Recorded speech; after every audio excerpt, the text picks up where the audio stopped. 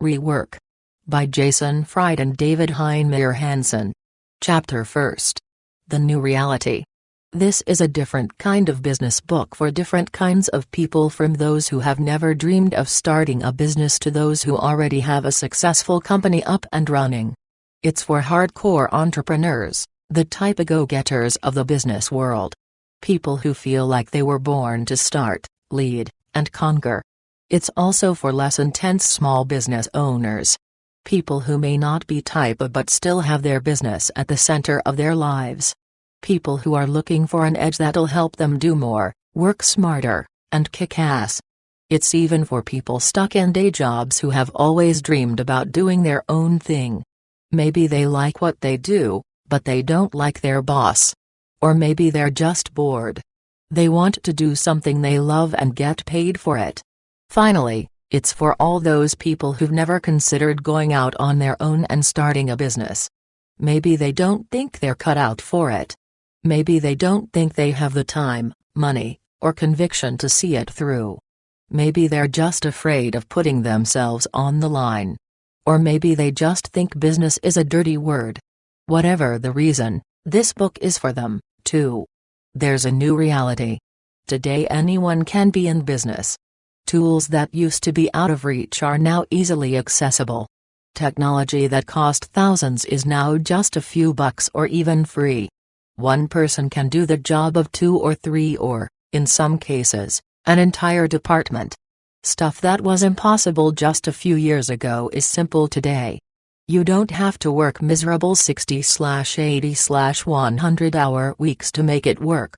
10-40 hours a week is plenty. You don't have to deplete your life savings or take on a boatload of risk. Starting a business on the side while keeping your day job can provide all the cash flow you need. You don't even need an office. Today you can work from home or collaborate with people you've never met who live thousands of miles away. It's time to rework work. Let's get started. Chapter Takedowns. Ignore the real world. That would never work in the real world. You hear it all the time when you tell people about a fresh idea. This real world sounds like an awfully depressing place to live. It's a place where new ideas, unfamiliar approaches, and foreign concepts always lose. The only things that win are what people already know and do, even if those things are flawed and inefficient. Scratch the surface and you'll find these real-world inhabitants are filled with pessimism and despair. They expect fresh concepts to fail. They assume society isn't ready for or capable of change. Even worse, they want to drag others down into their tomb. If you're hopeful and ambitious, they'll try to convince you your ideas are impossible. They'll say you're wasting your time. Don't believe them. That world may be real for them, but it doesn't mean you have to live in it. We know because our company fails the real-world test in all kinds of ways. In the real world, you can't have more than a dozen employees spread out in 8 different cities on 2 continents. In the real world, you can't attract millions of customers without any salespeople or advertising. In the real world, you can't reveal your formula for success to the rest of the world.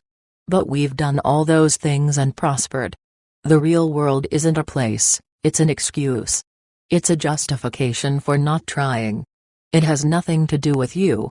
Learning from mistakes is overrated.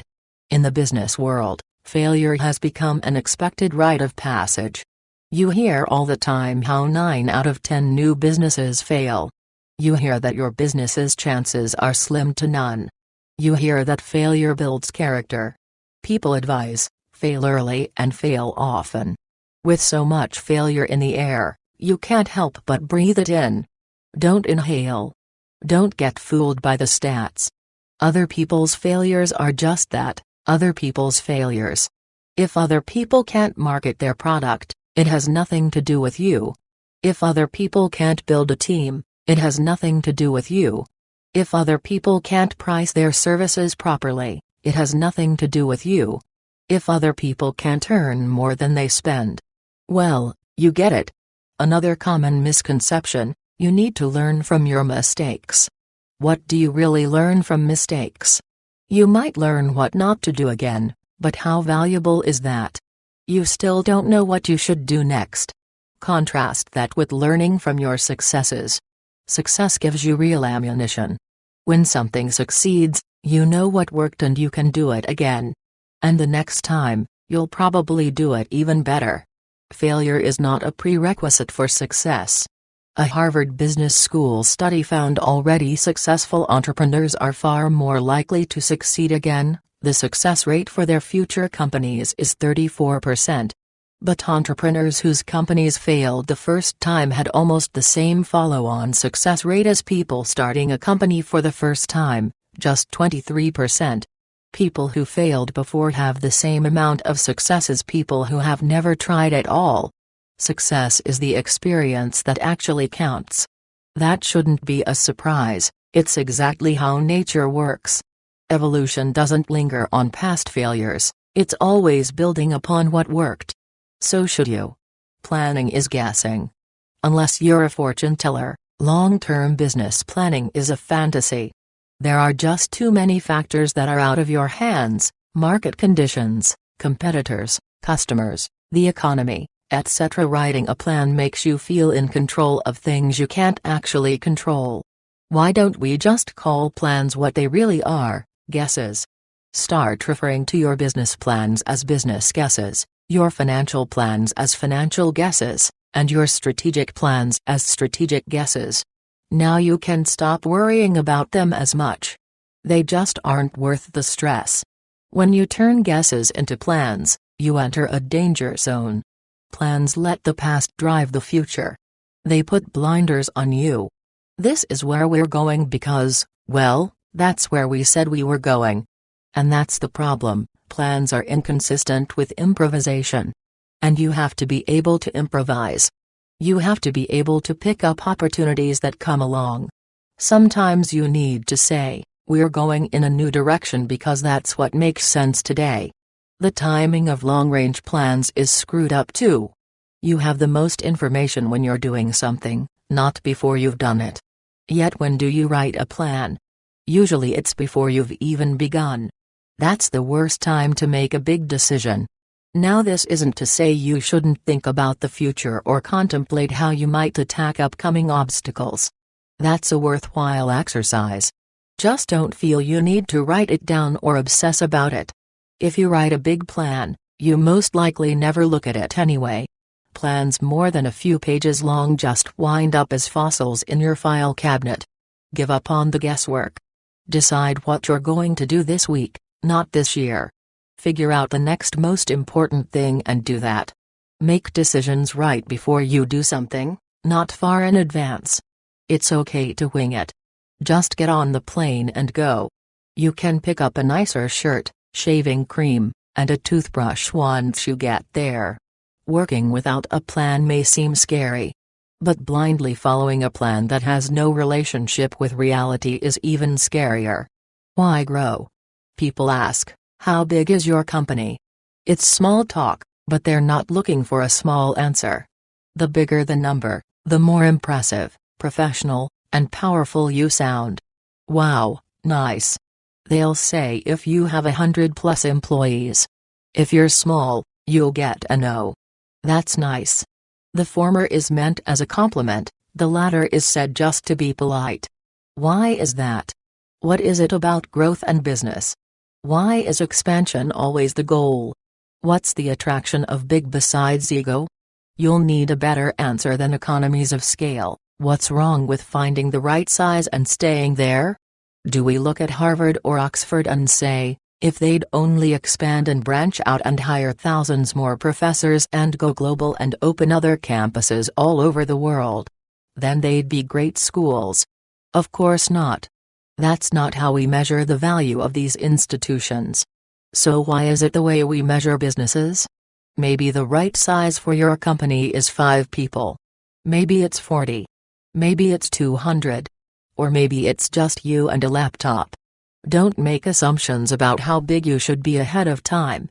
Grow slow and see what feels right. Premature hiring is the death of many companies. And avoid huge growth spurts too. They can cause you to skip right over your appropriate size. Small is not just a stepping stone. Small is a great destination in itself.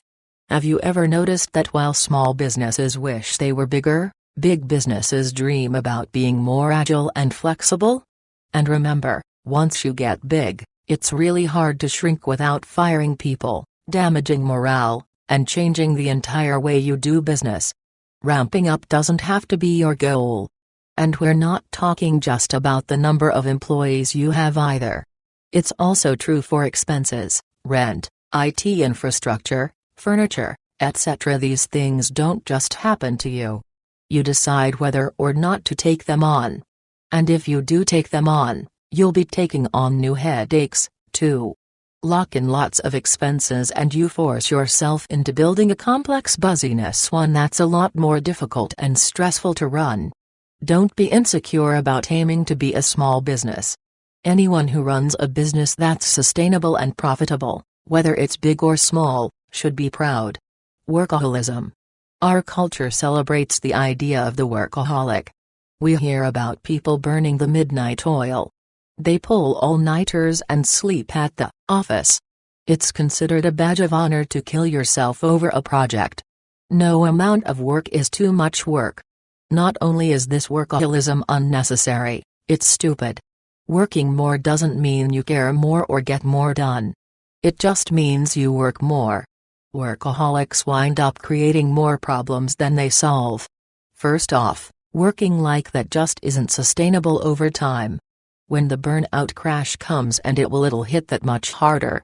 Workaholics miss the point, too. They try to fix problems by throwing sheer hours at them. They try to make up for intellectual laziness with brute force. This results in inelegant solutions. They even create crises. They don't look for ways to be more efficient because they actually like working overtime. They enjoy feeling like heroes. They create problems, often unwittingly, just so they can get off on working more. Workaholics make the people who don't stay late feel inadequate for merely working reasonable hours. That leads to guilt and poor morale all around. Plus, it leads to an ass-in-seat mentality. People stay late out of obligation, even if they aren't really being productive. If all you do is work, you're unlikely to have sound judgments. Your values and decision-making wind up skewed. You stop being able to decide what's worth extra effort and what's not. And you wind up just plain tired. No one makes sharp decisions when tired. In the end, workaholics don't actually accomplish more than non-workaholics. They may claim to be perfectionists, but that just means they're wasting time fixating on inconsequential details instead of moving on to the next task. Workaholics aren't heroes. They don't save the day, they just use it up.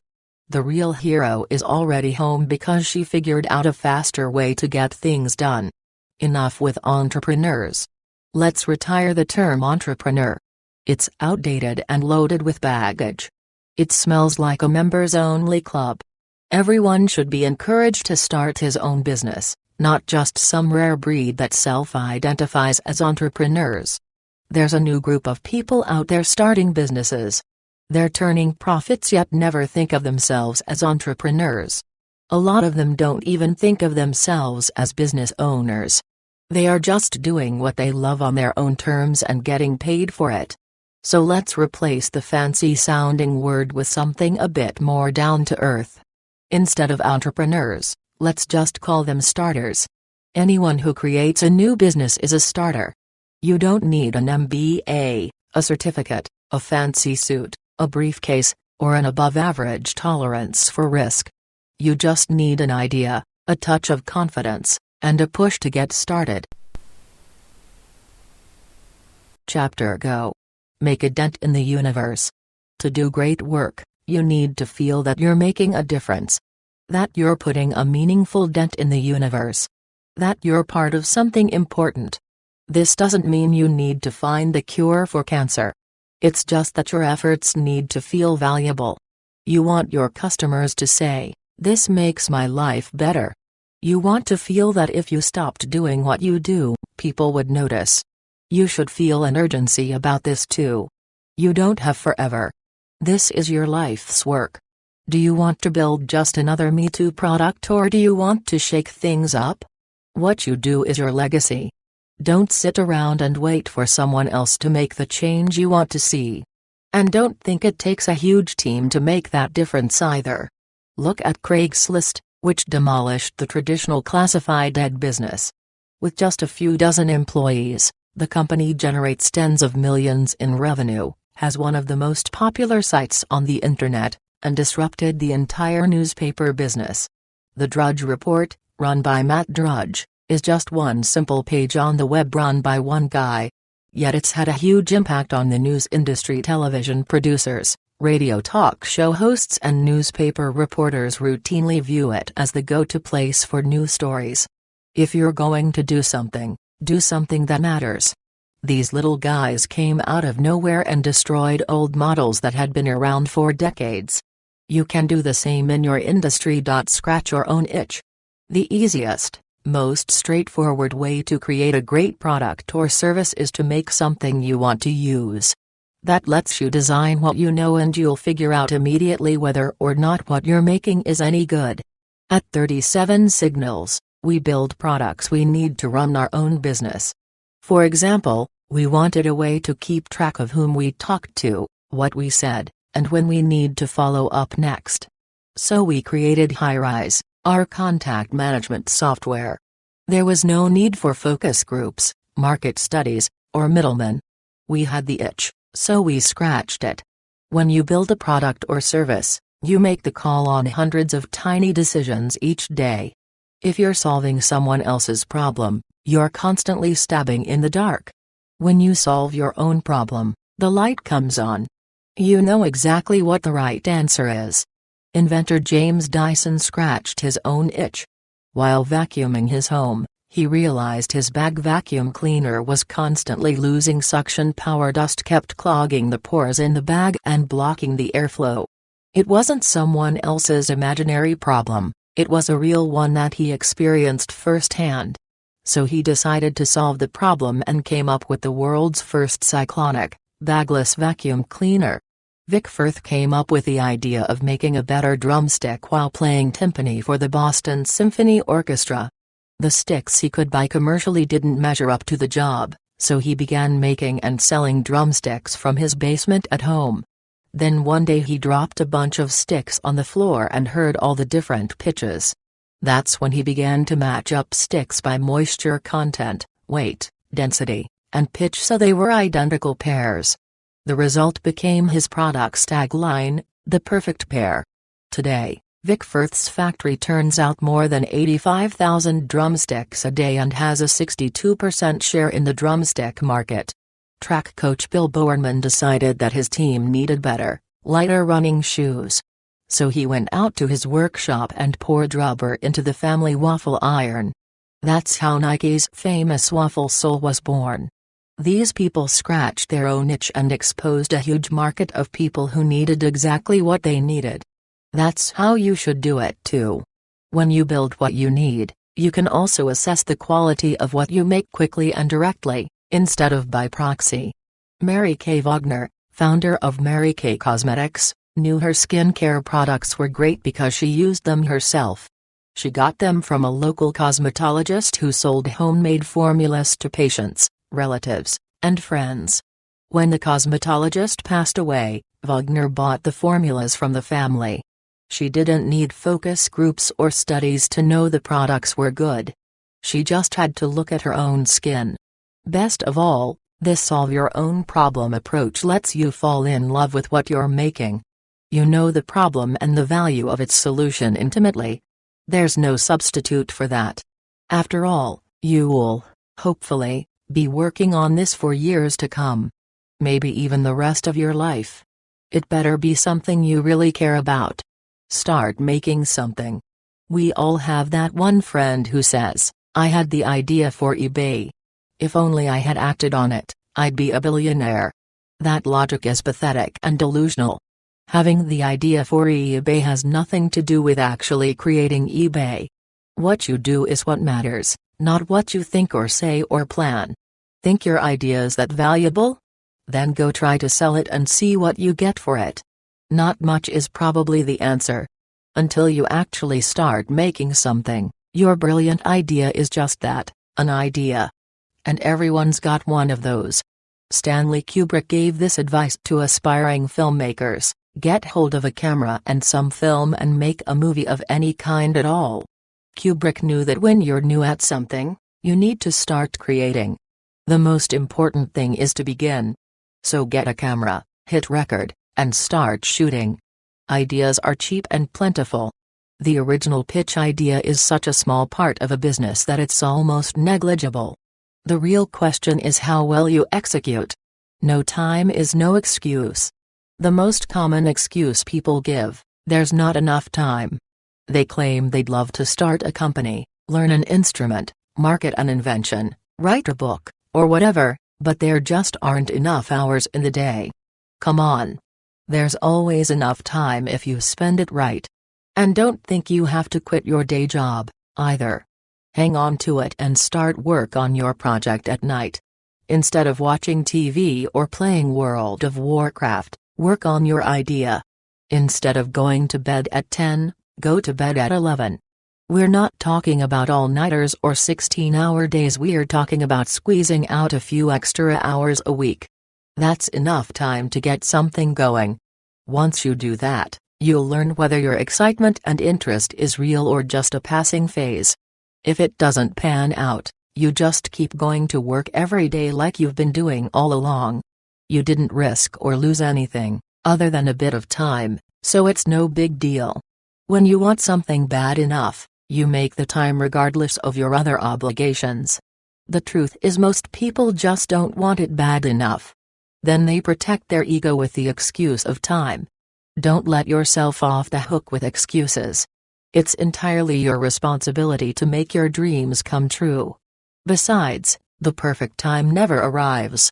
You're always too young or old or busy or broke or something else. If you constantly fret about timing things perfectly, they'll never happen. Draw a line in the sand. As you get going, keep in mind why you're doing what you're doing. Great businesses have a point of view, not just a product or service. You have to believe in something. You need to have a backbone. You need to know what you're willing to fight for. And then you need to show the world. A strong stand is how you attract superfans.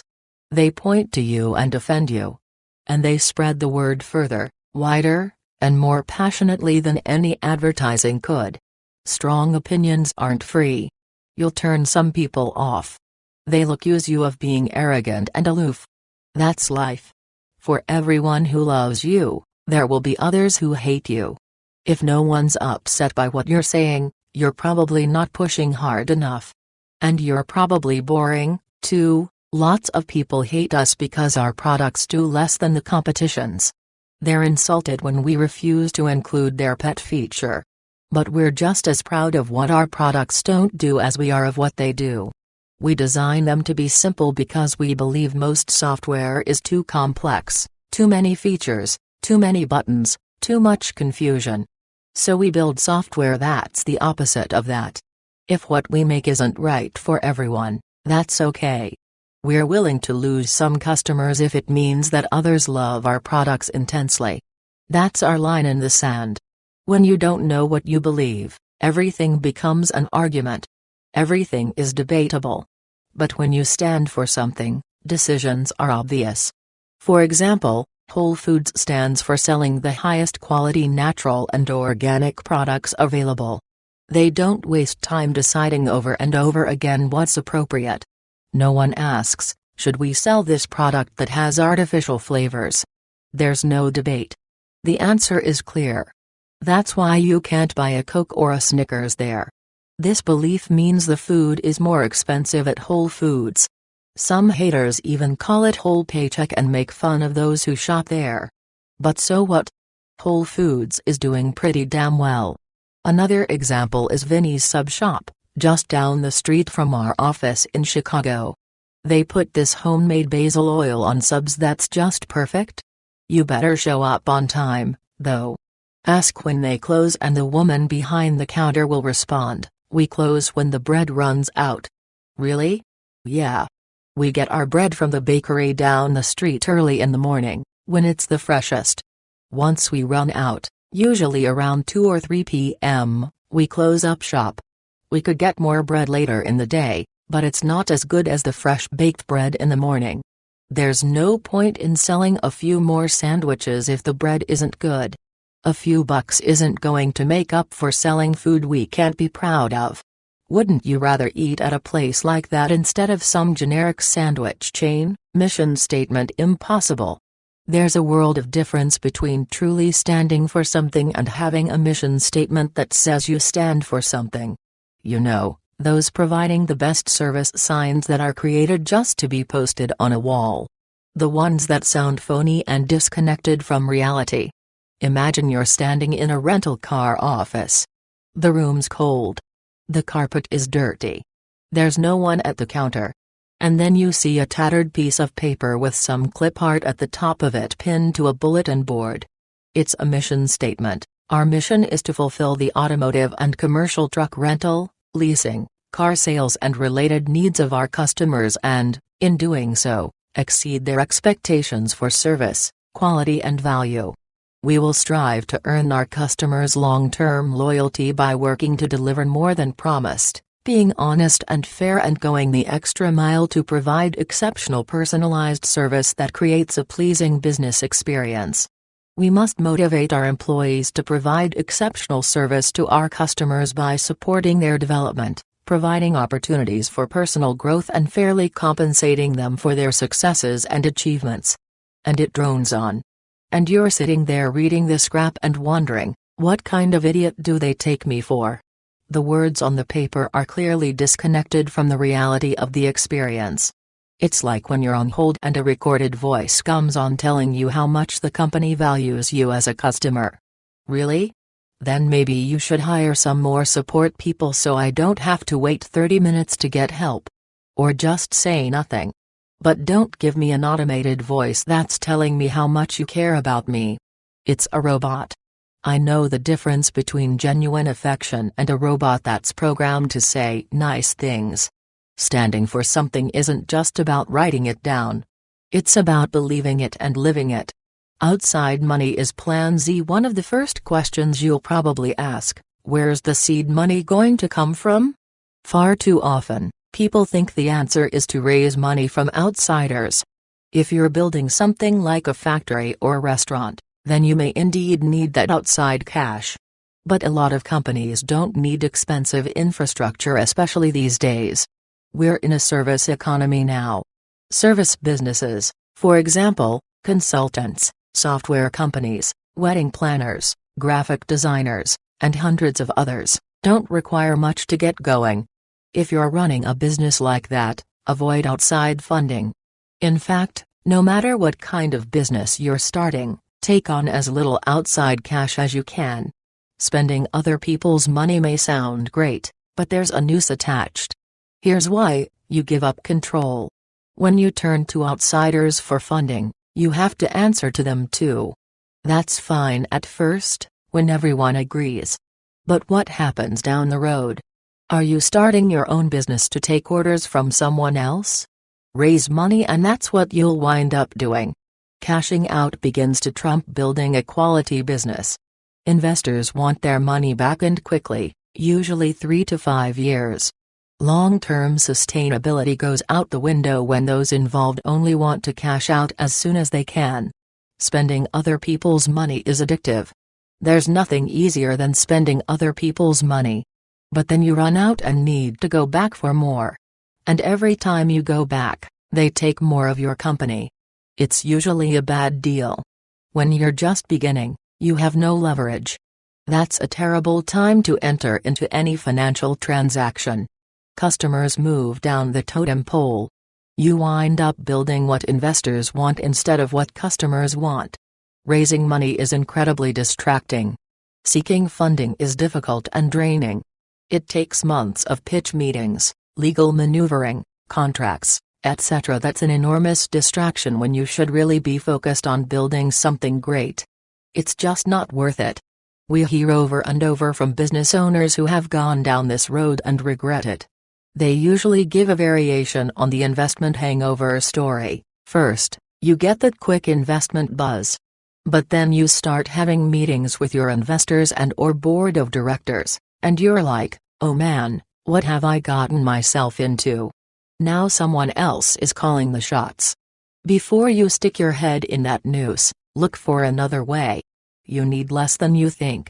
Do you really need 10 people, or will 2 or 3 do for now?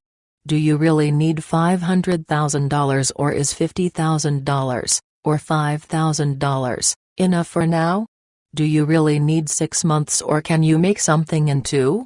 Do you really need a big office, or can you share office space, or work from home, for a while? Do you really need a warehouse, or can you rent a small storage space, or use your garage or basement, or outsource it completely? Do you really need to buy advertising and hire a PR firm, or are there other ways to get noticed? Do you really need to build a factory, or can you hire someone else to manufacture your products? Do you really need an accountant, or can you use Quicken and do it yourself? Do you really need an IT department, or can you outsource it? Do you really need a full-time support person, or can you handle inquiries on your own? Do you really need to open a retail store, or can you sell your product online? Do you really need fancy business cards, letterhead, and brochures, or can you forego that stuff? You get the point. Maybe eventually you'll need to go the bigger, more expensive route, but not right now. There's nothing wrong with being frugal. When we launched our first product, we did it on the cheap. We didn't get our own office, we shared space with another company. We didn't get a bank of servers, we had only one. We didn't advertise, we promoted by sharing our experiences online. We didn't hire someone to answer customer emails, the company founder answered them himself. And everything worked out just fine. Great companies start in garages all the time. Yours can too. Start a business, not a startup. The startup. It's a special breed of company that gets a lot of attention, especially in the tech world. The startup is a magical place. It's a place where expenses are someone else's problem. It's a place where that pesky thing called revenue is never an issue. It's a place where you can spend other people's money until you figure out a way to make your own. It's a place where the laws of business physics don't apply. The problem with this magical place is it's a fairy tale. The truth is every business, new or old, is governed by the same set of market forces and economic rules. Revenue in, expenses out. Turn a profit or wind up gone. Startups try to ignore this reality. They are run by people trying to postpone the inevitable, that is, that moment when their business has to grow up, turn a profit, and be a real, sustainable business. Anyone who takes a "we'll figure out how to profit in the future" attitude to business is being ridiculous. That's like building a rocket ship but starting off by saying, "Let's pretend gravity doesn't exist." A business without a path to profit isn't a business, it's a hobby. So don't use the idea of a startup as a crutch. Instead, start an actual business. Actual businesses have to deal with actual things like bills and payroll. Actual businesses worry about profit from day one. Actual businesses don't mask deep problems by saying, "It's okay, we're a startup." Act like an actual business and you'll have a much better shot at succeeding. Building to flip is building to flop. Another thing you hear a lot, "What's your exit strategy?" You hear it even when you're just beginning. What is it with people who can't even start building something without knowing how they're going to leave it? What's the hurry? Your priorities are out of whack if you're thinking about getting out before you even dive in. Would you go into a relationship planning the breakup? Would you write the prenup on a first date? Would you meet with a divorce lawyer the morning of your wedding? That would be ridiculous, right? You need a commitment strategy, not an exit strategy. You should be thinking about how to make your project grow and succeed, not how you're going to jump ship. If your whole strategy is based on leaving, chances are you won't get far in the first place. You see so many aspiring business people pinning their hopes on selling out. But the odds of getting acquired are so tiny. There's only a slim chance that some big suitor will come along and make it all worthwhile. Maybe 1 in 1,000? Or 1 in 10,000? Plus, When you build a company with the intention of being acquired, you emphasize the wrong things. Instead of focusing on getting customers to love you, you worry about who's going to buy you. That's the wrong thing to obsess over. And let's say you ignore this advice and do pull off a flip. You build your business, sell it, and get a nice payday. Then what? Move to an island and sip pina coladas all day? Will that really satisfy you? Will money alone truly make you happy? Are you sure you'll like that more than running a business you actually enjoy and believe in? That's why you often hear about business owners who sell out, retire for 6 months, and then get back in the game. They miss the thing they gave away. And usually, they're back with a business that isn't nearly as good as their first. Don't be that guy. If you do manage to get a good thing going, keep it going. Good things don't come around that often. Don't let your business be the one that got away. Less mass. Embrace the idea of having less mass. Right now, you're the smallest, the leanest, and the fastest you'll ever be. From here on out, you'll start accumulating mass.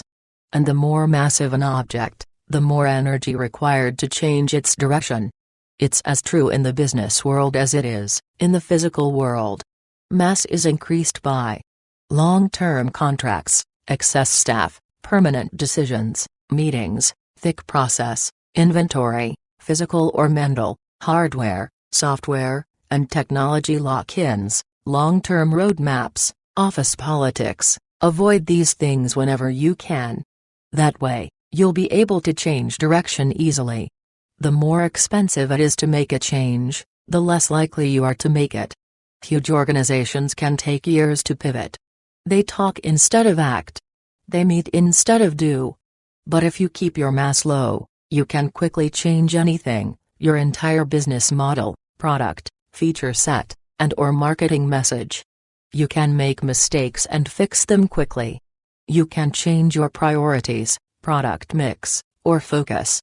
And most important, you can change your mind. Chapter Progress. Embrace constraints. I don't have enough time, money, people, experience. Stop whining. Less is a good thing. Constraints are advantages in disguise. Limited resources force you to make do with what you've got. There's no room for waste.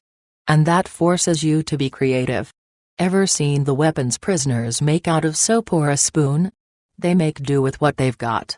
Now we're not saying you should go out and shank somebody, but get creative and you'll be amazed at what you can make with just a little. Writers use constraints to force creativity all the time. Shakespeare reveled in the limitations of sonnets, 14-line lyric poems in iambic pentameter with a specific rhyme scheme. Haiku and limericks also have strict rules that lead to creative results. Writers like Ernest Hemingway and Raymond Carver found that forcing themselves to use simple, clear language helped them deliver maximum impact. The Price is Right, the longest-running game show in history, is also a great example of creativity born from embracing constraints. The show has more than 100 games, and each one is based on the question, how much does this item cost? That simple formula has attracted fans for more than 30 years. Southwest, unlike most other airlines, which fly multiple aircraft models, flies only Boeing 737s. As a result, every Southwest pilot, flight attendant, and ground crew member can work any flight. Plus, all of Southwest's parts fit all of its planes. All that means lower costs and a business that's easier to run. They made it easy on themselves. When we were building Base Camp, we had plenty of limitations. We had a design firm to run with existing client work, a 7-hour time difference between principals. David was doing the programming in Denmark, the rest of us were in the States, a small team, and no outside funding. These constraints forced us to keep the product simple. These days, we have more resources and people, but we still force constraints. We make sure to have only 1 or 2 people working on a product at a time. And we always keep features to a minimum. Boxing ourselves in this way prevents us from creating bloated products. So before you sing the not enough blues, see how far you can get with what you have. Build half a product, not a half-assed product. You can turn a bunch of great ideas into a crappy product real fast by trying to do them all at once. You just can't do everything you want to do and do it well. You have limited time, resources, ability, and focus. It's hard enough to do one thing right. Trying to do 10 things well at the same time? Forget about it. So sacrifice some of your darlings for the greater good. Cut your ambition in half. You're better off with a kick-ass half than a half-assed whole. Most of your great ideas won't seem all that great once you get some perspective, anyway. And if they truly are that fantastic, you can always do them later. Lots of things get better as they get shorter. Directors cut good scenes to make a great movie. Musicians drop good tracks to make a great album. Writers eliminate good pages to make a great book. We cut this book in half between the next to last and final drafts. From 57,000 words to about 27,000 words. Trust us, it's better for it. So start chopping. Getting to great starts by cutting out stuff that's merely good. Start at the epicenter. When you start anything new, there are forces pulling you in a variety of directions. There's the stuff you could do, the stuff you want to do, and the stuff you have to do. The stuff you have to do is where you should begin. Start at the epicenter. For example, if you're opening a hot dog stand, you could worry about the condiments, the cart, the name, the decoration. But the first thing you should worry about is the hot dog. The hot dogs are the epicenter. Everything else is secondary. The way to find the epicenter is to ask yourself this question: if I took this away, would what I'm selling still exist? A hot dog stand isn't a hot dog stand without the hot dogs. You can take away the onions, the relish, the mustard, etc. Some people may not like your toppings less dogs, but you'd still have a hot dog stand. But you simply cannot have a hot dog stand without any hot dogs. So figure out your epicenter.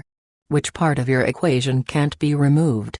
If you can continue to get by without this thing or that thing, then those things aren't the epicenter. When you find it, you'll know. Then focus all your energy on making it the best it can be. Everything else you do depends on that foundation. Ignore the details early on. Architects don't worry about which tiles go in the shower or which brand of dishwasher to install in the kitchen until after the floor plan is finalized. They know it's better to decide these details later. You need to approach your idea the same way. Details make the difference. But getting infatuated with details too early leads to disagreement, meetings, and delays. You get lost in things that don't really matter. You waste time on decisions that are going to change anyway. So ignore the details for a while. Nail the basics first and worry about the specifics later. When we start designing something, we sketch out ideas with a big, thick Sharpie marker, instead of a ballpoint pen. Why? Pen points are too fine. They're too high resolution.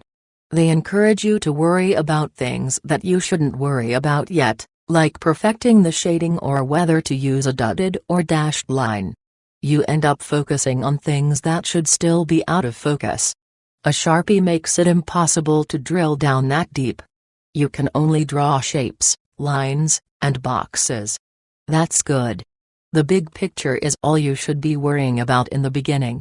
Walt Stanchfield, famed drawing instructor for Walt Disney Studios, used to encourage animators to forget the detail at first.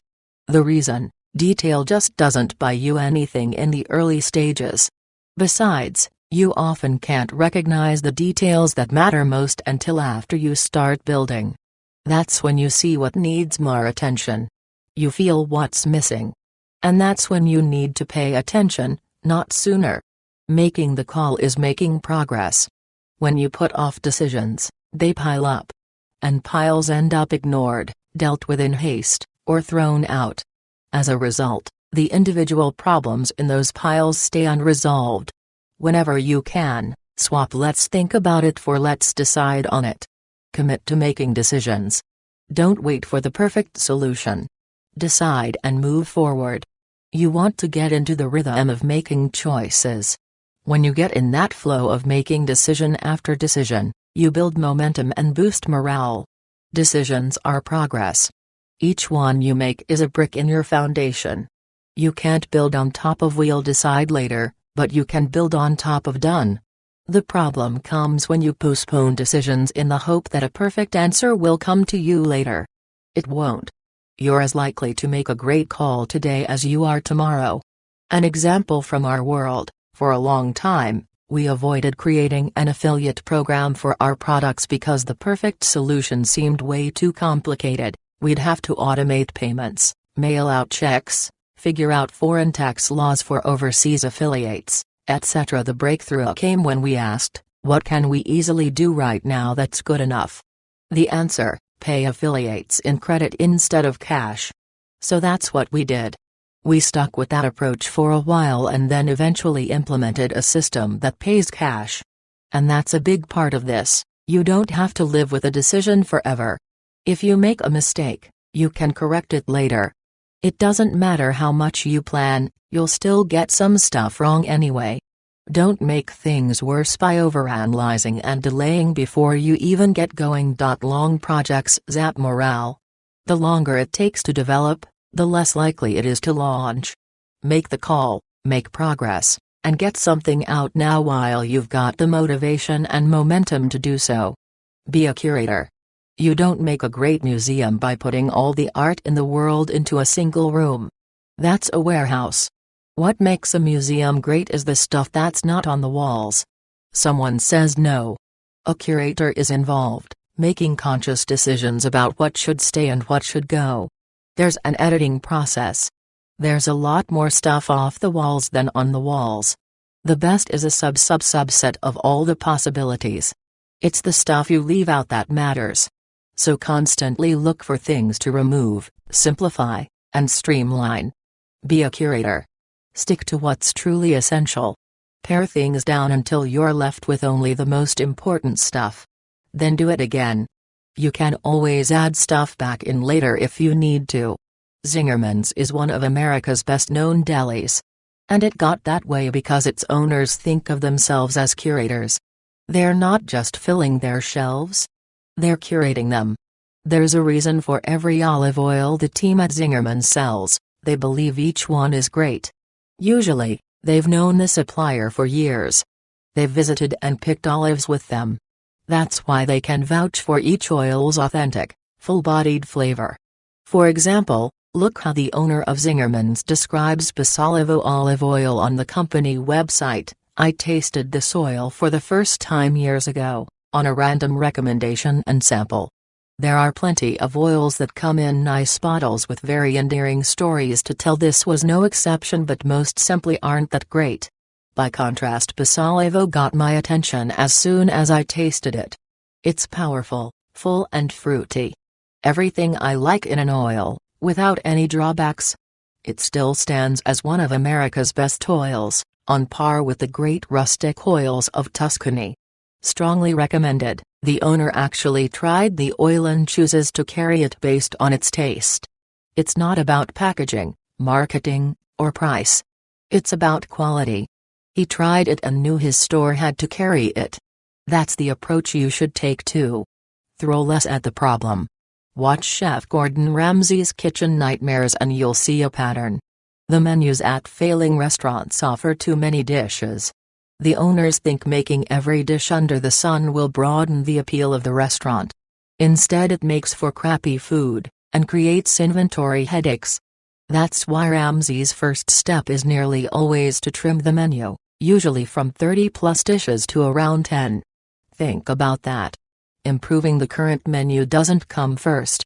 Trimming it down comes first. Then he polishes what's left. When things aren't working, the natural inclination is to throw more at the problem. More people, time, and money. All that ends up doing is making the problem bigger. The right way to go is the opposite direction: cut back. So do less.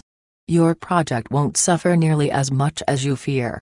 In fact, there's a good chance it'll end up even better. You'll be forced to make tough calls and sort out what truly matters.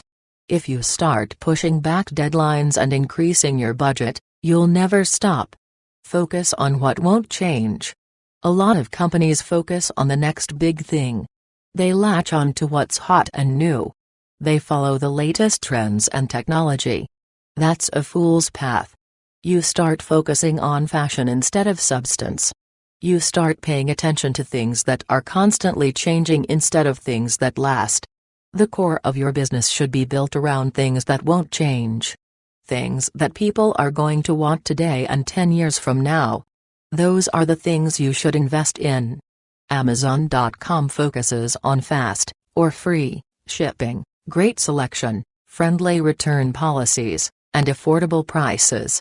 These things will always be in high demand. Japanese automakers also focus on core principles that don't change: reliability, affordability, and practicality. People wanted those things 30 years ago, they want them today, and they'll want them 30 years from now. For 37 signals, things like speed, simplicity, ease of use, and clarity are our focus. Those are timeless desires. People aren't going to wake up in 10 years and say, "Man, I wish software was harder to use." They won't say, "I wish this application was slower." Remember, fashion fades away. When you focus on permanent features, you're in bed with things that never go out of style. Tone is in your fingers. Guitar gurus say, tone is in your fingers. You can buy the same guitar, effects pedals, and amplifier that Eddie Van Halen uses. But when you play that rig, it's still going to sound like you. Likewise, Eddie could plug into a crappy Strat, Pygnos setup at a pawn shop, and you'd still be able to recognize that it's Eddie Van Halen playing. Fancy gear can help, but the truth is your tone comes from you. It's tempting for people to obsess over tools instead of what they're going to do with those tools. You know the type: designers who use an avalanche of funky typefaces and fancy Photoshop filters but don't have anything to say. Amateur photographers who want to debate film versus digital endlessly instead of focusing on what actually makes a photograph great. Many amateur golfers think they need expensive clubs. But it's the swing that matters, not the club. Give Tiger Woods a set of cheap clubs and he'll still destroy you. People use equipment as a crutch. They don't want to put in the hours on the driving range, so they spend a ton in the pro shop. They're looking for a shortcut. But you just don't need the best gear in the world to be good. And you definitely don't need it to get started. In business, too many people obsess over tools, software tricks, scaling issues, fancy office space, lavish furniture, and other frivolities instead of what really matters. And what really matters is how to actually get customers and make money. You also see it in people who want to blog, podcast, or shoot videos for their business but get hung up on which tools to use. The content is what matters. You can spend tons on fancy equipment, but if you've got nothing to say, well, you've got nothing to say. Use whatever you've got already or can afford cheaply. Then go. It's not the gear that matters. It's playing what you've got as well as you can. Your tone is in your fingers. Sell your byproducts. When you make something, you always make something else. You can't make just one thing. Everything has a byproduct. Observant and creative business minds spot these byproducts and see opportunities.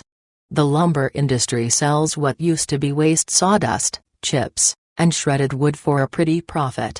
You'll find these byproducts in synthetic fireplace logs, concrete, ice strengtheners, mulch, particle board, fuel, and more. But you're probably not manufacturing anything. That can make it tough to spot your byproducts. People at a lumber company see their waste. They can't ignore sawdust. But you don't see yours. Maybe you don't even think you produce any byproducts. But that's myopic. Our last book, Getting Real, was a byproduct. We wrote that book without even knowing it. The experience that came from building a company and building software was the waste from actually doing the work. We swept up that knowledge first into blog posts, then into a workshop series, then into a PDF, and then into a paperback. That byproduct has made 37 signals more than $1 million directly and probably more than another $1 million indirectly. The book you're reading right now is a byproduct too. The rock band Wilco found a valuable byproduct in its recording process. The band filmed the creation of an album and released it as a documentary called I Am Trying to Break Your Heart. It offered an uncensored and fascinating look at the group's creative process and infighting. The band made money off the movie and also used it as a stepping stone toward reaching a wider audience. Henry Ford learned of a process for turning wood scraps from the production of Model Ts into charcoal briquettes. He built a charcoal plant and Ford Charcoal was created, later renamed Kingsford Charcoal. Today, Kingsford is still the leading manufacturer of charcoal in America. Software companies don't usually think about writing books. Bands don't usually think about filming the recording process. Car manufacturers don't usually think about selling charcoal. There's probably something you haven't thought about that you could sell too. Launch now. When is your product or service finished? When should you put it out on the market? When is it safe to let people have it? Probably a lot sooner than you're comfortable with. Once your product does what it needs to do, get it out there. Just because you've still got a list of things to do doesn't mean it's not done. Don't hold everything else up because of a few leftovers. You can do them later. And doing them later may mean doing them better, too. Think about it this way, if you had to launch your business in 2 weeks, what would you cut out? Funny how a question like that forces you to focus. You suddenly realize there's a lot of stuff you don't need. And what you do need seems obvious. When you impose a deadline, you gain clarity. It's the best way to get to that gut instinct that tells you, we don't need this. Put off anything you don't need for launch. Build the necessities now, worry about the luxuries later. If you really think about it, there's a whole lot you don't need on day one. When we launched Basecamp, we didn't even have the ability to bill customers. Because the product billed in monthly cycles, we knew we had a 30-day gap to figure it out. So we used the time before launch to solve more urgent problems that actually mattered on day one. Day 30 could wait. Camper, a brand of shoes, opened a store in San Francisco before construction was even finished and called it a walk in progress. Customers could draw on the walls of the empty store. Camper displayed shoes on cheap plywood laid over dozens of shoeboxes. The most popular message written by customers on the walls, keep the store just the way it is. Likewise, the founders of Crate and Barrel didn't wait to build fancy displays when they opened their first store. They turned over the crates and barrels that the merchandise came in and stacked products on top of them. Don't mistake this approach for skimping on quality, either. You still want to make something great. This approach just recognizes that the best way to get there is through iterations. Stop imagining what's going to work. Find out for real. Chapter Productivity. Illusions of Agreement. The business world is littered with dead documents that do nothing but waste people's time. Reports no one reads, diagrams no one looks at, and specs that never resemble the finished product. These things take forever to make but only seconds to forget. If you need to explain something, try getting real with it. Instead of describing what something looks like, draw it. Instead of explaining what something sounds like, hum it. Do everything you can to remove layers of abstraction. The problem with abstractions, like reports and documents, is that they create illusions of agreement. 100 people can read the same words, but in their heads, they're imagining 100 different things. That's why you want to get to something real right away. That's when you get true understanding. It's like when we read about characters in a book, we each picture them differently in our heads. But when we actually see people, we all know exactly what they look like. When the team at Alaska Airlines wanted to build a new airport of the future, they didn't rely on blueprints and sketches. They got a warehouse and built mock-ups using cardboard boxes for podiums, kiosks, and belts. The team then built a small prototype in Anchorage to test systems with real passengers and employees. The design that resulted from this getting real process has significantly reduced wait times and increased agent productivity. Widely admired furniture craftsman Sam Maloof felt it was impossible to make a working drawing to show all the intricate and fine details that go into a chair or stool. Many times I do not know how a certain area is to be done until I start working with a chisel, rasp, or whatever tool is needed for that particular job, he said. That's the path we all should take. Get the chisel out and start making something real. Anything else is just a distraction. Reasons to quit. It's easy to put your head down and just work on what you think needs to be done. It's a lot harder to pull your head up and ask why. Here are some important questions to ask yourself to ensure you're doing work that matters. Why are you doing this? Ever find yourself working on something without knowing exactly why? Someone just told you to do it. It's pretty common, actually. That's why it's important to ask why you're working on _. What is this for? Who benefits? What's the motivation behind it? Knowing the answers to these questions will help you better understand the work itself. What problem are you solving? What's the problem? Are customers confused? Are you confused? Is something not clear enough? Was something not possible before that should be possible now? Sometimes when you ask these questions, you'll find you're solving an imaginary problem. That's when it's time to stop and reevaluate what the hell you're doing. Is this actually useful? Are you making something useful or just making something? It's easy to confuse enthusiasm with usefulness.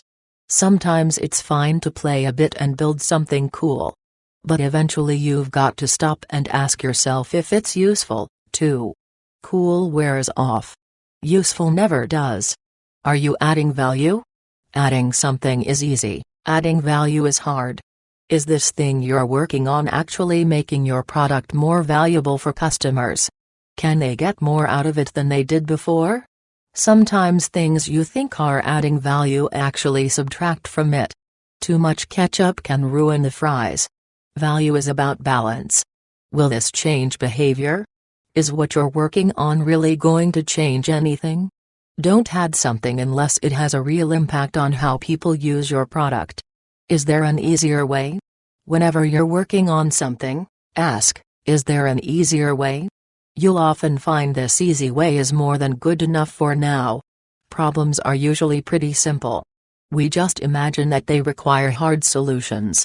What could you be doing instead? What can't you do because you're doing this? This is especially important for small teams with constrained resources. That's when prioritization is even more important. If you work on A, can you still do B and C before April? If not, would you rather have B and C instead of A? If you're stuck on something for a long period of time, that means there are other things you're not getting done. Is it really worth it? Is what you're doing really worth it? Is this meeting worth pulling 6 people off their work for an hour? Is it worth pulling an all-nighter tonight, or could you just finish it up tomorrow? Is it worth getting all stressed out over a press release from a competitor? Is it worth spending your money on advertising? Determine the real value of what you're about to do before taking the plunge.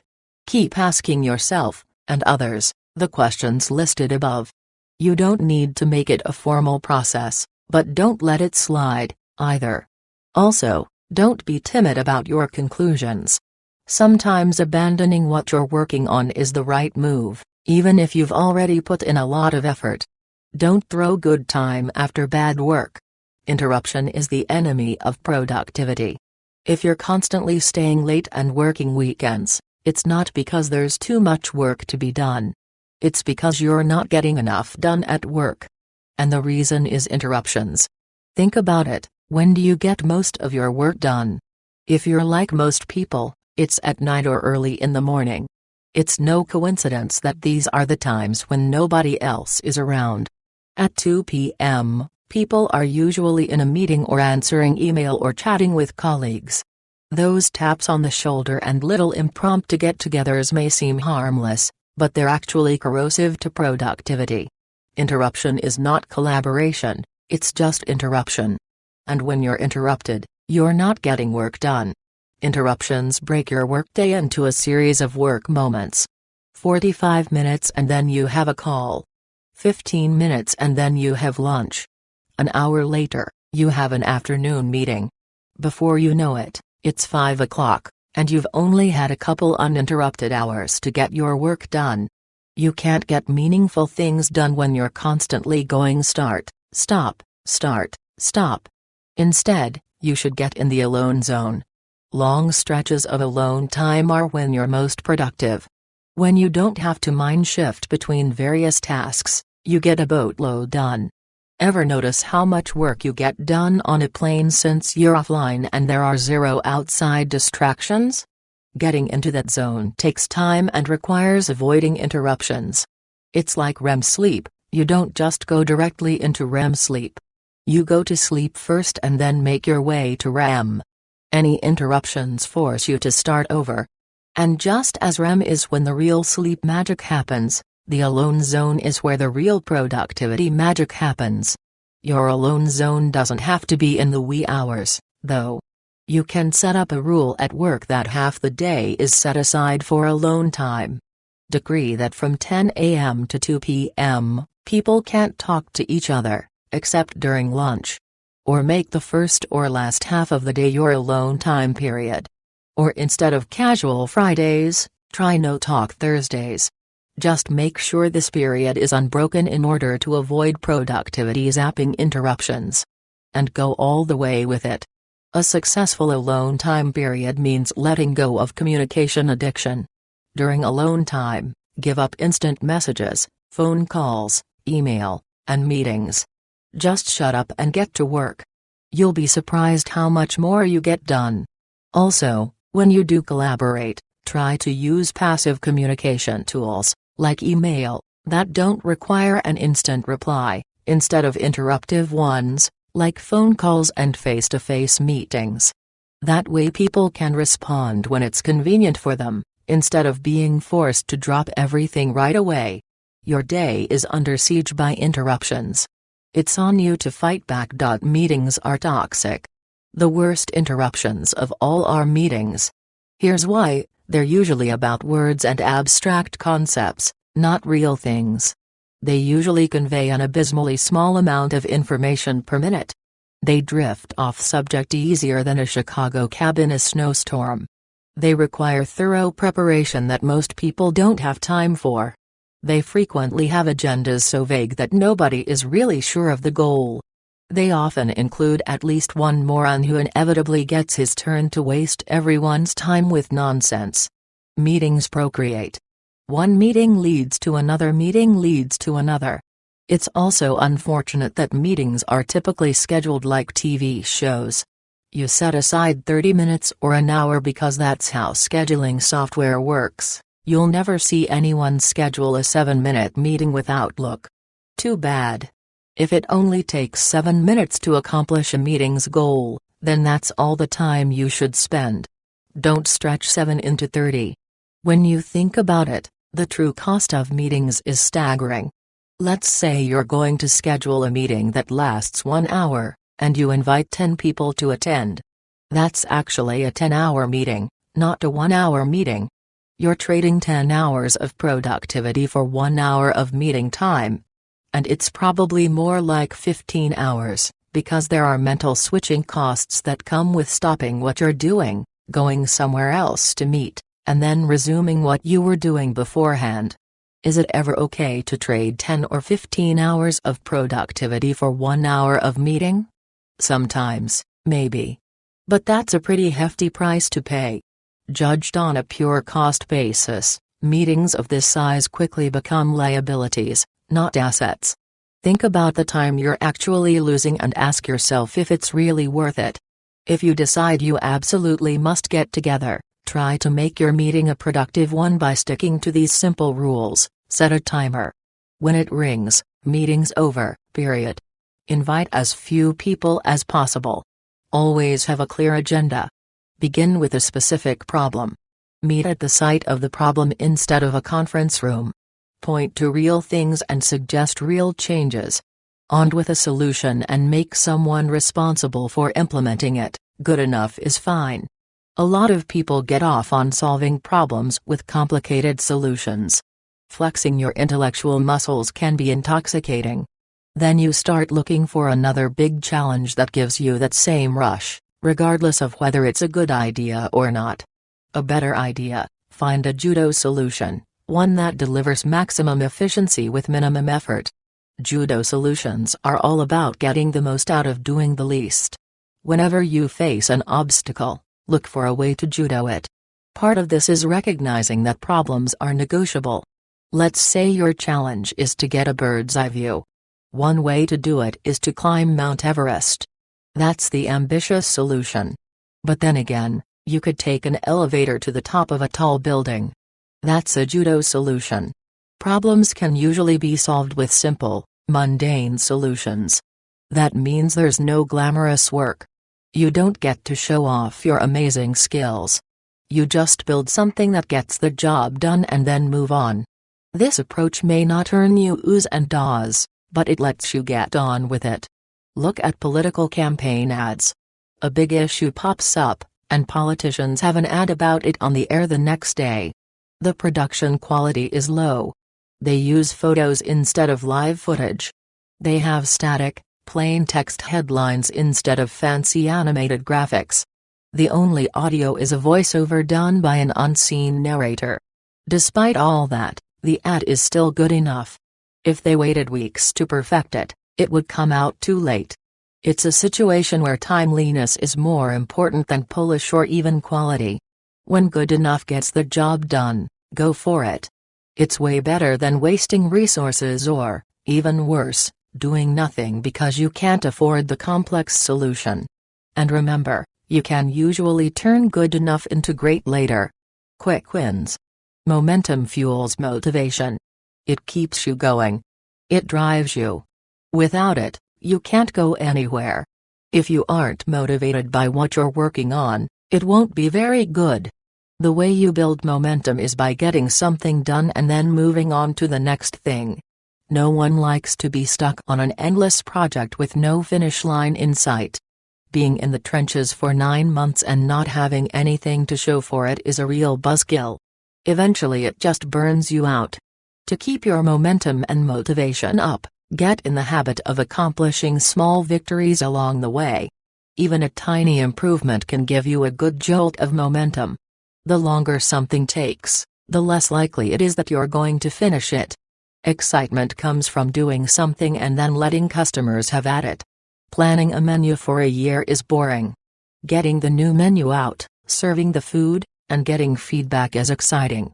So don't wait too long, you'll smother your sparks if you do. If you absolutely have to work on long-term projects, try to dedicate 1 day a week, or every 2 weeks, to small victories that generate enthusiasm. Small victories let you celebrate and release good news. And you want a steady stream of good news. When there's something new to announce every 2 weeks, you energize your team and give your customers something to be excited about. So ask yourself, what can we do in 2 weeks? And then do it. Get it out there and let people use it, taste it, play it, or whatever. The quicker it's in the hands of customers, the better off you'll be. Don't be a hero. A lot of times it's better to be a quitter than a hero. For example, let's say you think a task can be done in 2 hours. But 4 hours into it, you're still only a quarter of the way done. The natural instinct is to think, but I can't give up now, I've already spent 4 hours on this. So you go into hero mode. You're determined to make it work, and slightly embarrassed that it isn't already working. You grab your cape and shut yourself off from the world. And sometimes that kind of sheer effort overload works. But is it worth it? Probably not. The task was worth it when you thought it would cost 2 hours, not 16. In those 16 hours, you could have gotten a bunch of other things done. Plus, you cut yourself off from feedback, which can lead you even further down the wrong path. Even heroes need a fresh pair of eyes, sometimes someone else to give them a reality check. We've experienced this problem firsthand. So we decided that if anything takes one of us longer than 2 weeks, we've got to bring other people in to take a look. They might not do any work on the task, but at least they can review it quickly and give their 2 cents. Sometimes an obvious solution is staring you right in the face, but you can't even see it. Keep in mind that the obvious solution might very well be quitting. People automatically associate quitting with failure, but sometimes that's exactly what you should do. If you already spent too much time on something that wasn't worth it, walk away. You can't get that time back. The worst thing you can do now is waste even more time. Go to sleep. Foregoing sleep is a bad idea. Sure, you get those extra hours right now, but you pay in spades later. You destroy your creativity, morale, and attitude. Once in a while, you can pull an all-nighter if you fully understand the consequences. Just don't make it a habit. If it becomes a constant, the costs start to mount. Stubbornness. When you're really tired, it always seems easier to plow down whatever bad path you happen to be on instead of reconsidering the route. The finish line is a constant mirage and you wind up walking in the desert way too long. Lack of creativity. Creativity is one of the first things to go when you lose sleep. What distinguishes people who are 10 times more effective than the norm is not that they work 10 times as hard, it's that they use their creativity to come up with solutions that require 1/10 of the effort. Without sleep, you stop coming up with those 1/10 solutions. Diminished morale. When your brain isn't firing on all cylinders, it loves to feed on less demanding tasks. Like reading yet another article about stuff that doesn't matter. When you're tired, you lose motivation to attack the big problems. Irritability. Your ability to remain patient and tolerant is severely reduced when you're tired. If you encounter someone who's acting like a fool, there's a good chance that person is suffering from sleep deprivation. These are just some of the costs you incur when not getting enough sleep. Yet some people still develop a masochistic sense of honor about sleep deprivation. They even brag about how tired they are. Don't be impressed. It'll come back to bite them in the ass. Your estimates suck. We're all terrible estimators. We think we can guess how long something will take, when we really have no idea. We see everything going according to a best-case scenario, without the delays that inevitably pop up. Reality never sticks to best-case scenarios. That's why estimates that stretch weeks, months, and years into the future are fantasies. The truth is you just don't know what's going to happen that far in advance. How often do you think a quick trip to the grocery store will take only a few minutes and then it winds up taking an hour? And remember when cleaning out the attic took you all day instead of just the couple of hours you thought it would? Or sometimes it's the opposite, like that time you planned on spending 4 hours raking the yard only to have it take just 35 minutes. We humans are just plain bad at estimating. Even with these simple tasks, our estimates are often off by a factor of 2 or more. If we can't be accurate when estimating a few hours, how can we expect to accurately predict the length of a 6-month project? Plus, we're not just a little bit wrong when we guess how long something will take, we're a lot wrong. That means if you're guessing 6 months, you might be way off. We're not talking 7 months instead of 6, we're talking 1 year instead of 6 months. That's why Boston's Big Dig Highway project finished 5 years late and billions over budget. Or the Denver International Airport opened 16 months late, at a cost overrun of $2 billion. The solution: break the big thing into smaller things. The smaller it is, the easier it is to estimate. You're probably still going to get it wrong, but you'll be a lot less wrong than if you estimated a big project. If something takes twice as long as you expected, better to have it be a small project that's a couple weeks over rather than a long one that's a couple months over. Keep breaking your time frames down into smaller chunks. Instead of one 12-week project, structure it as 12 one-week projects. Instead of guesstimating at tasks that take 30 hours or more, Break them down into more realistic 6 to 10 hour chunks. Then go one step at a time. Long lists don't get done. Start making smaller to-do lists too. Long lists collect dust. When's the last time you finished a long list of things? You might have knocked off the first few, but chances are you eventually abandoned it, or blindly checked off items that weren't really done properly. Long lists are guilt trips.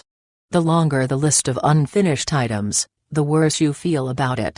And at a certain point, you just stop looking at it because it makes you feel bad. Then you stress out and the whole thing turns into a big mess. There's a better way. Break that long list down into a bunch of smaller lists. For example, break a single list of 100 items into 10 lists of 10 items.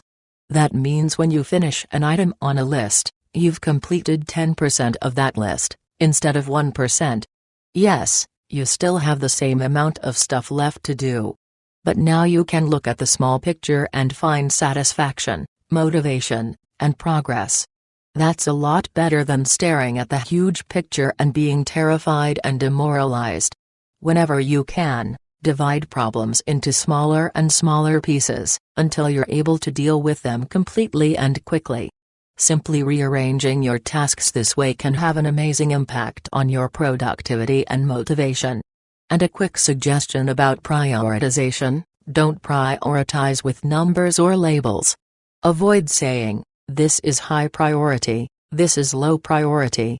Likewise, don't say, "This is a 3, this is a 2, this is a 1, this is a 3, etc." Do that and you'll almost always end up with a ton of really high priority things. That's not really prioritizing. Instead, prioritize visually. Put the most important thing at the top. When you're done with that, the next thing on the list becomes the next most important thing. That way you'll only have a single next most important thing to do at a time. And that's enough. Make tiny decisions. Big decisions are hard to make and hard to change. And once you make one, the tendency is to continue believing you made the right decision, even if you didn't. You stop being objective. Once ego and pride are on the line, you can't change your mind without looking bad. The desire to save face trumps the desire to make the right call. And then there's inertia too. The more steam you put into going in one direction, the harder it is to change course. Instead, make choices that are small enough that they're effectively temporary. When you make tiny decisions, you can't make big mistakes. These small decisions mean you can afford to change. There's no big penalty if you mess up. You just fix it. Making tiny decisions doesn't mean you can't make big plans or think big ideas. It just means you believe the best way to achieve those big things is one tiny decision at a time. Polar explorer Ben Saunders said that during his solo North Pole expedition, 31 marathons back-to-back, 72 days alone, the huge decision was often so horrifically overwhelming to contemplate that his day-to-day decision-making rarely extended beyond getting to that bit of ice a few yards in front of me. Attainable goals like that are the best ones to have. Ones you can actually accomplish and build on. You get to say, "We nailed it. Done." Then you get going on the next one. That's a lot more satisfying than some pie-in-the-sky fantasy goal you never meet. Chapter competitors. Don't copy. Sometimes copying can be part of the learning process, like when you see an art student replicating a painting in a museum or a drummer playing along to John Bonham's solo on Led Zeppelin's Moby Dick. When you're a student, this sort of imitation can be a helpful tool on the path to discovering your own voice. Unfortunately, copying in the business arena is usually more nefarious. Maybe it's because of the copy-and-paste world we live in these days. You can steal someone's words, images, or code instantly. And that means it's tempting to try to build a business by being a copycat. That's a formula for failure, though. The problem with this sort of copying is it skips understanding, and understanding is how you grow. You have to understand why something works or why something is the way it is. When you just copy and paste, you miss that. You just repurpose the last layer instead of understanding all the layers underneath. So much of the work an original creator puts into something is invisible. It's buried beneath the surface. The copycat doesn't really know why something looks the way it looks or feels the way it feels or reads the way it reads. The copy is a faux finish. It delivers no substance, no understanding, and nothing to base future decisions on. Plus, if you're a copycat, you can never keep up. You're always in a passive position. You never lead, you always follow. You give birth to something that's already behind the times, just a knockoff, an inferior version of the original. That's no way to live. How do you know if you're copying someone? If someone else is doing the bulk of the work, you're copying. Be influenced, but don't steal. Decommoditize your product. If you're successful, people will try to copy what you do. It's just a fact of life. But there's a great way to protect yourself from copycats. Make you part of your product or service. Inject what's unique about the way you think into what you sell. Decommoditize your product. Make it something no one else can offer. Look at Zappos.com, a billion-dollar online shoe retailer. A pair of sneakers from Zappos is the same as a pair from Foot Locker or any other retailer. But Zappos sets itself apart by injecting CEO Tony Hsieh's obsession with customer service into everything it does. At Zappos, customer service employees don't use scripts and are allowed to talk at length with customers. The call center and the company's headquarters are in the same place, not oceans apart. And all Zappos employees, even those who don't work in customer service or fulfillment, start out by spending 4 weeks answering phones and working in the warehouse. It's this devotion to customer service that makes Zappos unique among shoe sellers. Another example is Polyface, an environmentally friendly Virginia farm owned by Joel Salatin. Salatin has a strong set of beliefs and runs his business accordingly. Polyface sells the idea that it does things a bigger agribusiness can't do. Even though it's more expensive to do so, it feeds cows grass instead of corn and never gives them antibiotics. It never ships food. Anyone is welcome to visit the farm anytime and go anywhere. Try that at a typical meat processing plant. Polyface doesn't just sell chickens, it sells a way of thinking. And customers love Polyface for it. Some customers routinely drive from 150 miles away to get clean meat for their families. Pour yourself into your product and everything around your product too: how you sell it, how you support it, how you explain it, and how you deliver it. Competitors can never copy the you in your product. Pick a fight. If you think a competitor sucks, say so. When you do that, you'll find that others who agree with you will rally to your side. Being the anti- is a great way to differentiate yourself and attract followers. For example, Dunkin' Donuts likes to position itself as the anti-Starbucks. Its ads mock Starbucks for using Freudian terms instead of small, medium, and large. Another Dunkin' campaign is centered on a taste test in which it beats Starbucks. There's even a site called DunkinBeatStarbucks.com where visitors can send e-cards with statements like "Friends don't let friends drink Starbucks." Audi is another example. It's been taking on the old guard of car manufacturers. It puts old luxury brands like Rolls-Royce and Mercedes on notice in ads touting Audi as the fresh luxury alternative. Audi takes on Lexus's automatic parking systems with ads that say Audi drivers know how to park their own cars. Another ad gives a side-by-side comparison of BMW and Audi owners. The BMW owner uses the rear-view mirror to adjust his hair while the Audi driver uses the mirror to see what's behind him. Apple jabs at Microsoft with ads that compare Mac and PC owners, and 7up bills itself as the Uncola. Under Armour positions itself as Nike for a new generation. All these examples show the power and direction you can gain by having a target in your sights. Who do you want to take a shot at? You can even pit yourself as the opponent of an entire industry. Dyson's Airblade starts with the premise that the hand dryer industry is a failure and then sells itself as faster and more hygienic than the others.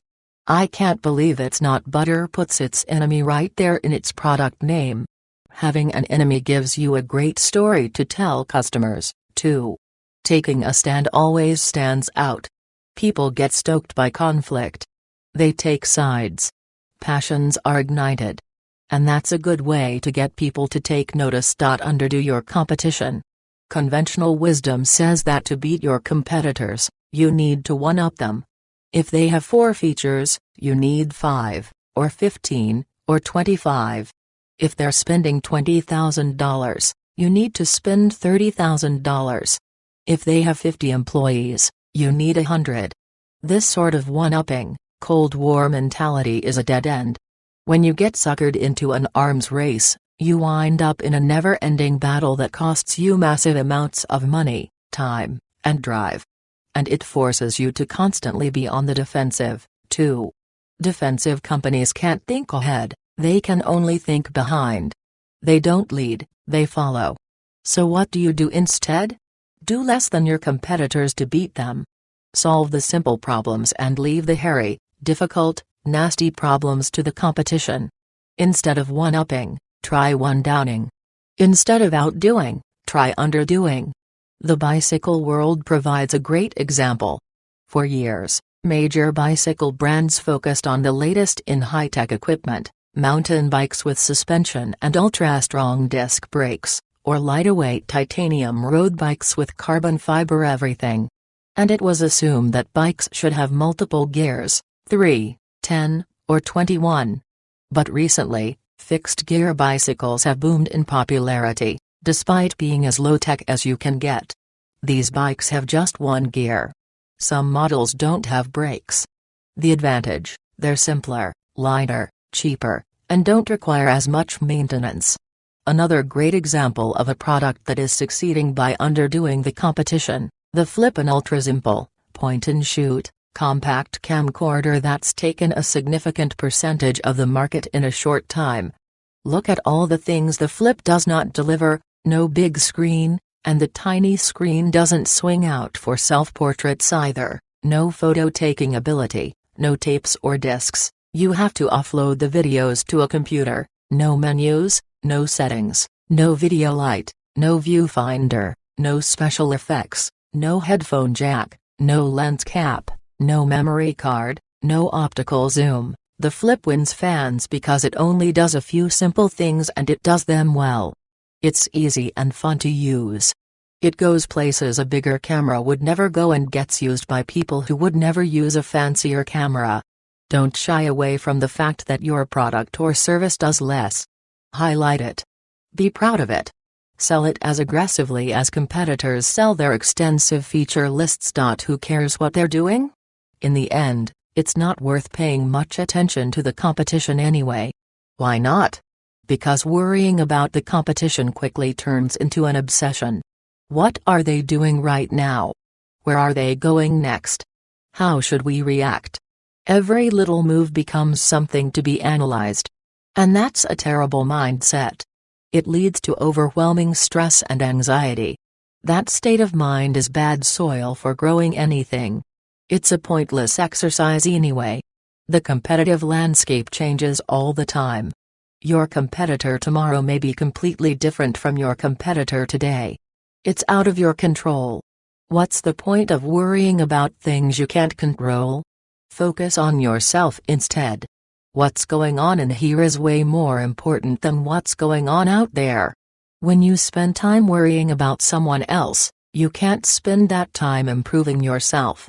Focus on competitors too much and you wind up diluting your own vision. Your chances of coming up with something fresh go way down when you keep feeding your brain other people's ideas. You become reactionary instead of visionary. You wind up offering your competitors products with a different coat of paint. If you're planning to build the iPod killer or the next Pokemon, you're already dead. You're allowing the competition to set the parameters. You're not going to out-Apple Apple. They're defining the rules of the game. And you can't beat someone who's making the rules. You need to redefine the rules, not just build something slightly better.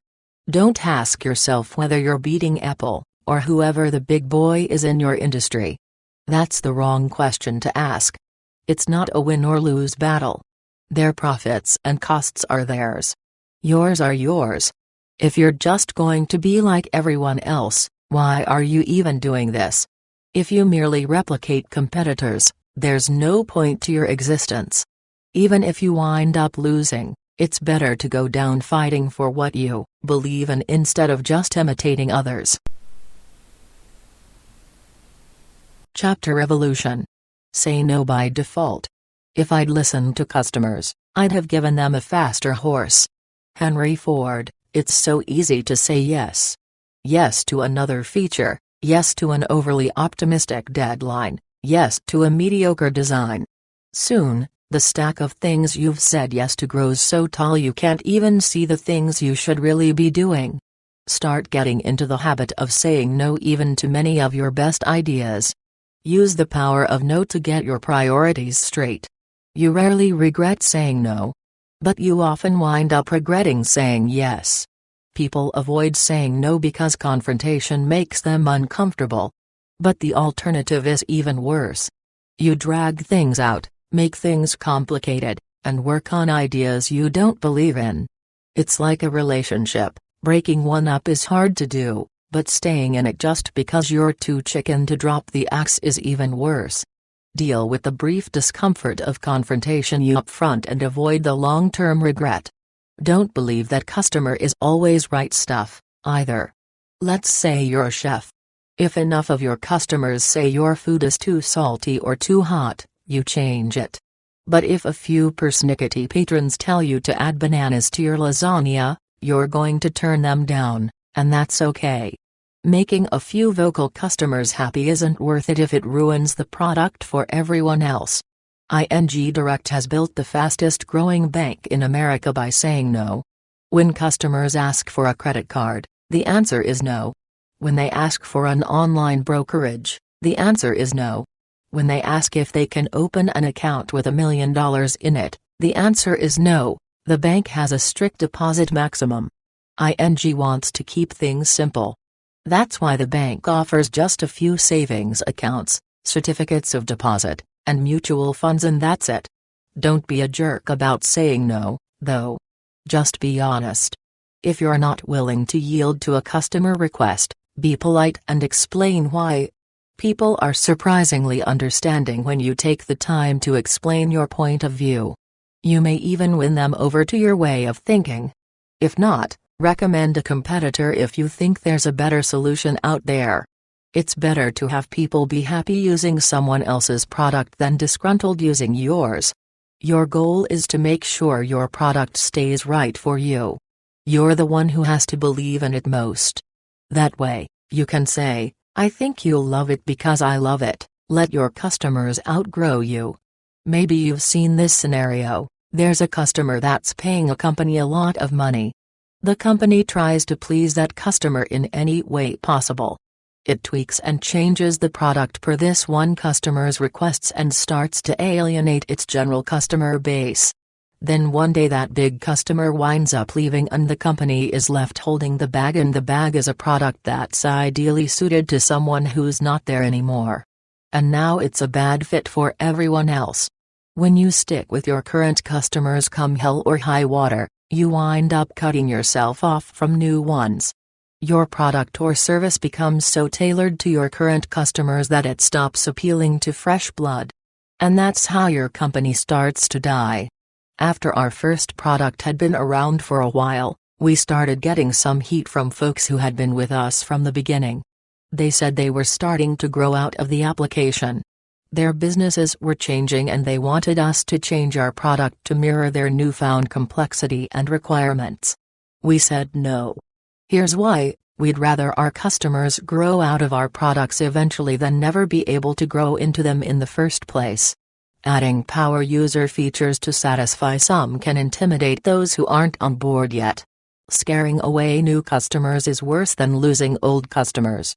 When you let customers outgrow you, you most likely wind up with a product that's basic, and that's fine. Small, simple, basic needs are constant. There's an endless supply of customers who need exactly that. And there are always more people who are not using your product than people who are. Make sure you make it easy for these people to get on board. That's where your continued growth potential lies. People and situations change. You can't be everything to everyone. Companies need to be true to a type of customer more than a specific individual customer with changing needs. Don't confuse enthusiasm with priority. Coming up with a great idea gives you a rush. You start imagining the possibilities and the benefits. And of course, you want all that right away. So you drop everything else you're working on and begin pursuing your latest, greatest idea. Bad move. The enthusiasm you have for a new idea is not an accurate indicator of its true worth. What seems like a surefire hit right now often gets downgraded to just a nice-to-have by morning. And nice-to-have isn't worth putting everything else on hold. We have ideas for new features all the time. On top of that, we get dozens of interesting ideas from customers every day too. Sure, it'd be fun to immediately chase all these ideas to see where they lead. But if we did that, we'd just wind up running on a treadmill and never get anywhere. So let your latest grand ideas cool off for a while first. By all means, have as many great ideas as you can. Get excited about them. Just don't act in the heat of the moment. Write them down and park them for a few days. Then, evaluate their actual priority with a calm mind. Be at home good. You know what it feels like. You go to a store. You're comparing a few different products, and you're sold on the one that sounds like it's the best deal. It's got the most features. It looks the coolest. The packaging looks hot. There's sensational copy on the box. Everything seems great. But then you get it home, and it doesn't deliver. It's not as easy to use as you thought it'd be. It has too many features you don't need. You end up feeling that you've been taken. You didn't really get what you needed and you realize you spent too much. You just bought an in-store good product. That's a product you're more excited about in the store than you are after you've actually used it. Smart companies make the opposite, something that's at home good. When you get the product home, you're actually more impressed with it than you were at the store. You live with it and grow to like it more and more. And you tell your friends, too. When you create an at-home good product, you may have to sacrifice a bit of in-store sizzle. A product that executes on the basics beautifully may not seem as sexy as competitors loaded with bells and whistles. Being great at a few things often doesn't look all that flashy from afar. That's okay. You're aiming for a long-term relationship, not a one-night stand. This is as true for advertising as it is for in-store packaging or displays. We've all seen a TV ad for some revolutionary gadget that will change your life. But when the actual product arrives in the mail, it turns out to be a disappointment. And media good isn't nearly as important as at-home good. You can't paint over a bad experience with good advertising or marketing. Don't write it down. How should you keep track of what customers want? Don't. Listen, but then forget what people said. Seriously. There's no need for a spreadsheet, database, or filing system. The requests that really matter are the ones you'll hear over and over. After a while, you won't be able to forget them. Your customers will be your memory. They'll keep reminding you. They'll show you which things you truly need to worry about. If there's a request that you keep forgetting, that's a sign that it isn't very important. The really important stuff doesn't go away. Chapter Promotion. Welcome obscurity. No one knows who you are right now. And that's just fine. Being obscure is a great position to be in. Be happy you're in the shadows. Use this time to make mistakes without the whole world hearing about them. Keep tweaking. Work out the kinks. Test random ideas. Try new things. No one knows you, so it's no big deal if you mess up. Obscurity helps protect your ego and preserve your confidence. Retailers experiment with test markets all the time for this reason. When Dunkin' Donuts thought about selling pizza, hot dogs, and other hot sandwiches, it test-marketed the products at just 10 select locations. Broadway shows also provide a great example of testing ideas on a small stage first. They routinely do a trial run in a smaller city before coming to New York. Testing out-of-town lets actors get some reps in front of a live audience before the show goes up in front of harsher critics and tastemakers. Would you want the whole world to watch you the first time you do anything? If you've never given a speech before, do you want your first speech to be in front of 10,000 people or 10 people? You don't want everyone to watch you starting your business. It makes no sense to tell everyone to look at you if you're not ready to be looked at yet. And keep in mind that once you do get bigger and more popular, you're inevitably going to take fewer risks. When you're a success, the pressure to maintain predictability and consistency builds. You get more conservative. It's harder to take risks. That's when things start to fossilize and change becomes difficult. If millions of people are using your product, every change you make will have a much bigger impact. Before, you might have upset 100 people when you changed something. Now you might upset thousands. You can reason with 100 people, but you need riot gear to deal with 10,000 angry customers. These early days of obscurity are something you miss later on, when you're really under the microscope. Now's the time to take risks without worrying about embarrassing yourself. Build an audience. All companies have customers. Lucky companies have fans. But the most fortunate companies have audiences. An audience can be your secret weapon. A lot of businesses still spend big bucks to reach people. Every time they want to say something, they dip into their budgets, pull out a huge wad of cash, and place some ads. But this approach is both expensive and unreliable. As they say, you waste half of your ad budget, you just don't know which half. Today's smartest companies know better. Instead of going out to reach people, you want people to come to you. An audience returns often on its own to see what you have to say. This is the most receptive group of customers and potential customers you'll ever have. Over the past 10 years, we've built an audience of more than 100,000 daily readers for our Signal versus Noise blog. Every day they come back to see what we have to say. We may talk about design or business or software or psychology or usability or our industry at large. Whatever it is, these people are interested enough to come back to hear more. And if they like what we have to say, they'll probably also like what we have to sell. How much would it cost us to reach those 100,000 people every day the old-fashioned way? Hundreds of thousands? Millions? And how would we have done it? Running ads? Buying radio spots? Sending direct mail? When you build an audience, you don't have to buy people's attention, they give it to you. This is a huge advantage. So build an audience. Speak, write, blog, tweet, make videos, whatever. Share information that's valuable and you'll slowly but surely build a loyal audience. Then when you need to get the word out, the right people will already be listening. Outteach your competition. You can advertise. You can hire salespeople. You can sponsor events. But your competitors are doing the same things. How does that help you stand out? Instead of trying to outspend, outsell, or outsponsor competitors, try to outteach them. Teaching probably isn't something your competitors are even thinking about. Most businesses focus on selling or servicing, but teaching never even occurs to them. The Hofeller Type Foundry teaches designers about type at typography.com. Etsy, an online store for things handmade, holds entrepreneurial workshops that explain best practices and promotional ideas to people who sell at the site. Gary Vaynerchuk, who owns a large wine shop, teaches people about wine online at Wine Library TV, and tens of thousands of people watch every day.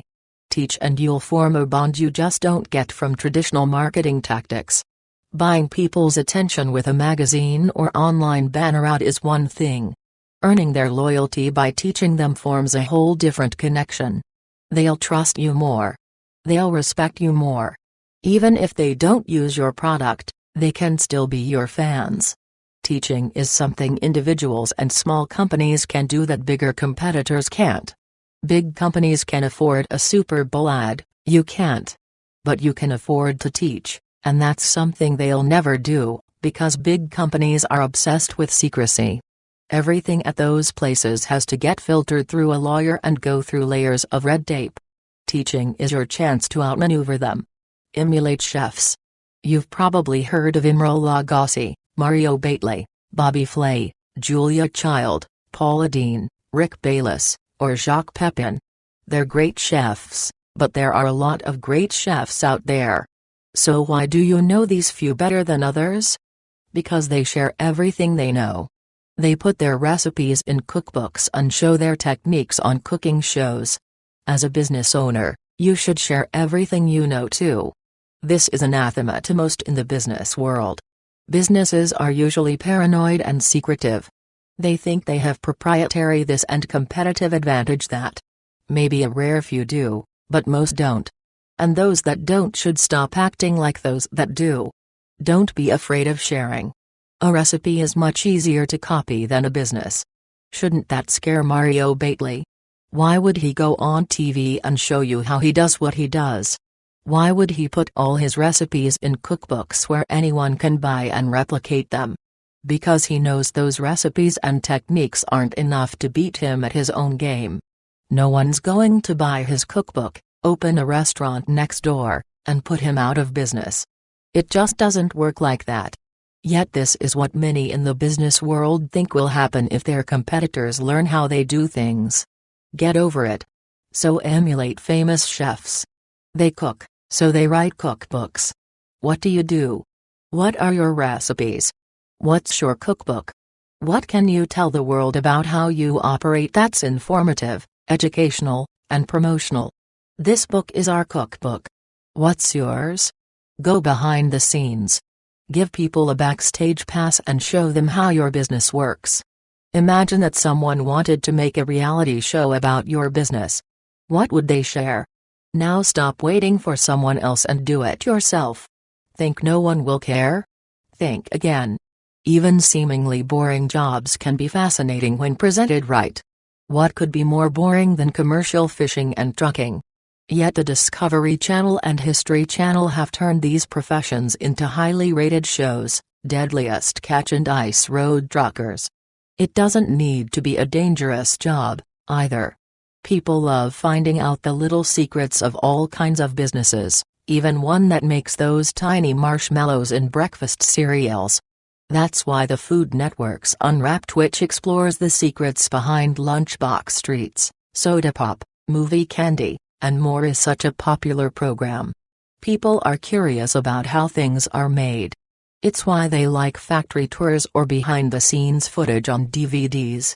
They want to see how the sets are built, how the animation is done, how the director cast the film, etc. They want to know how and why other people make decisions. Letting people behind the curtain changes your relationship with them. They'll feel a bond with you and see you as human beings instead of a faceless company. They'll see the sweat and effort that goes into what you sell. They'll develop a deeper level of understanding and appreciation for what you do. Nobody likes plastic flowers. The business world is full of professionals who wear the uniform and try to seem perfect. In truth, they just come off as stiff and boring. No one can relate to people like that. Don't be afraid to show your flaws. Imperfections are real and people respond to real. It's why we like real flowers that wilt, not perfect plastic ones that never change. Don't worry about how you're supposed to sound and how you're supposed to act. Show the world what you're really like, warts and all. There's a beauty to imperfection. This is the essence of the Japanese principle of wabi-sabi. Wabi-sabi values character and uniqueness over a shiny facade. It teaches that cracks and scratches in things should be embraced. It's also about simplicity. You strip things down and then use what you have. Leonard Cohen, author of a book on wabi-sabi, gives this advice: pare down to the essence, but don't remove the poetry. Keep things clean and unencumbered but don't sterilize. It's a beautiful way to put it, leave the poetry in what you make. When something becomes too polished, it loses its soul. It seems robotic. So talk like you really talk. Reveal things that others are unwilling to discuss. Be upfront about your shortcomings. Show the latest version of what you're working on, even if you're not done yet. It's okay if it's not perfect.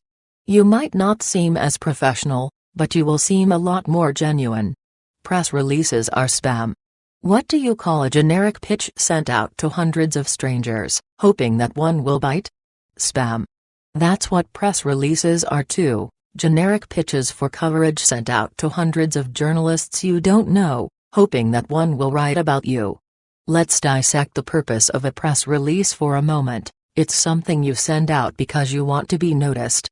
You want the press to pick up on your new company, product, service, announcement, or whatever. You want them to be excited enough to write a story about you. But press releases are a terrible way to accomplish that. They're tired and formulaic. There's nothing exciting about them. Journalists sift through dozens a day.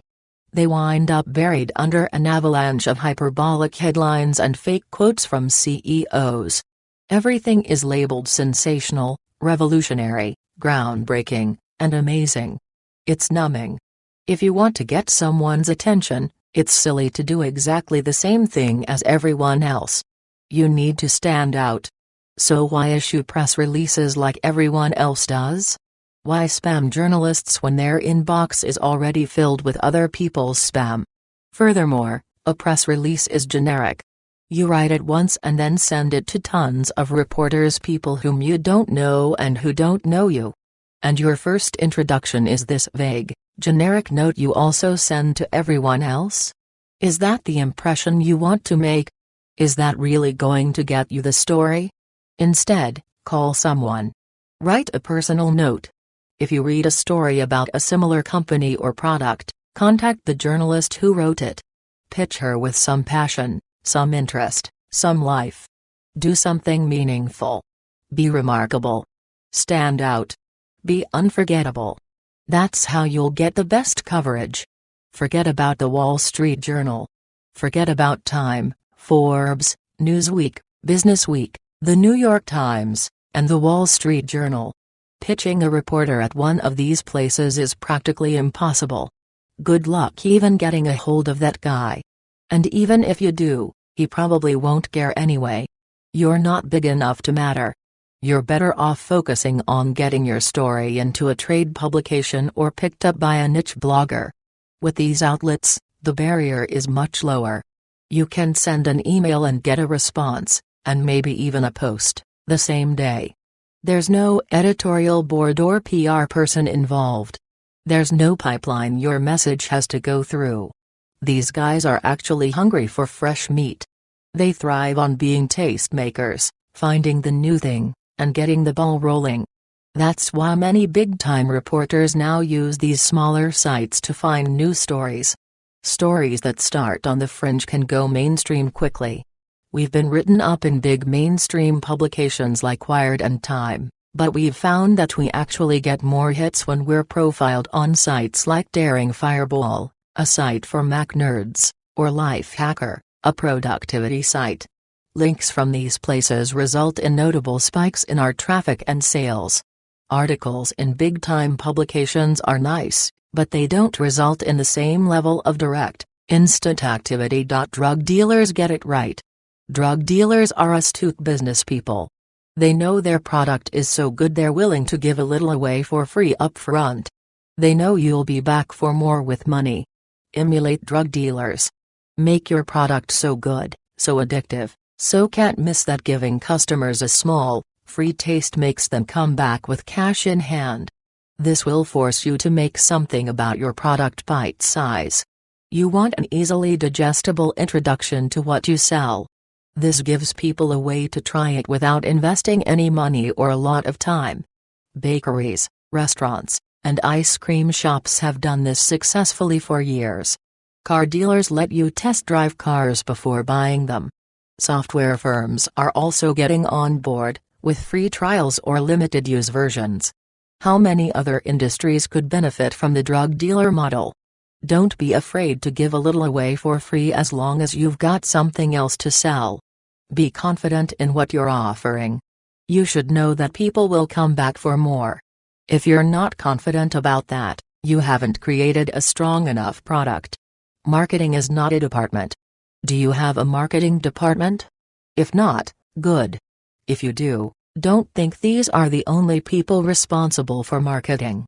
Accounting is a department. Marketing isn't.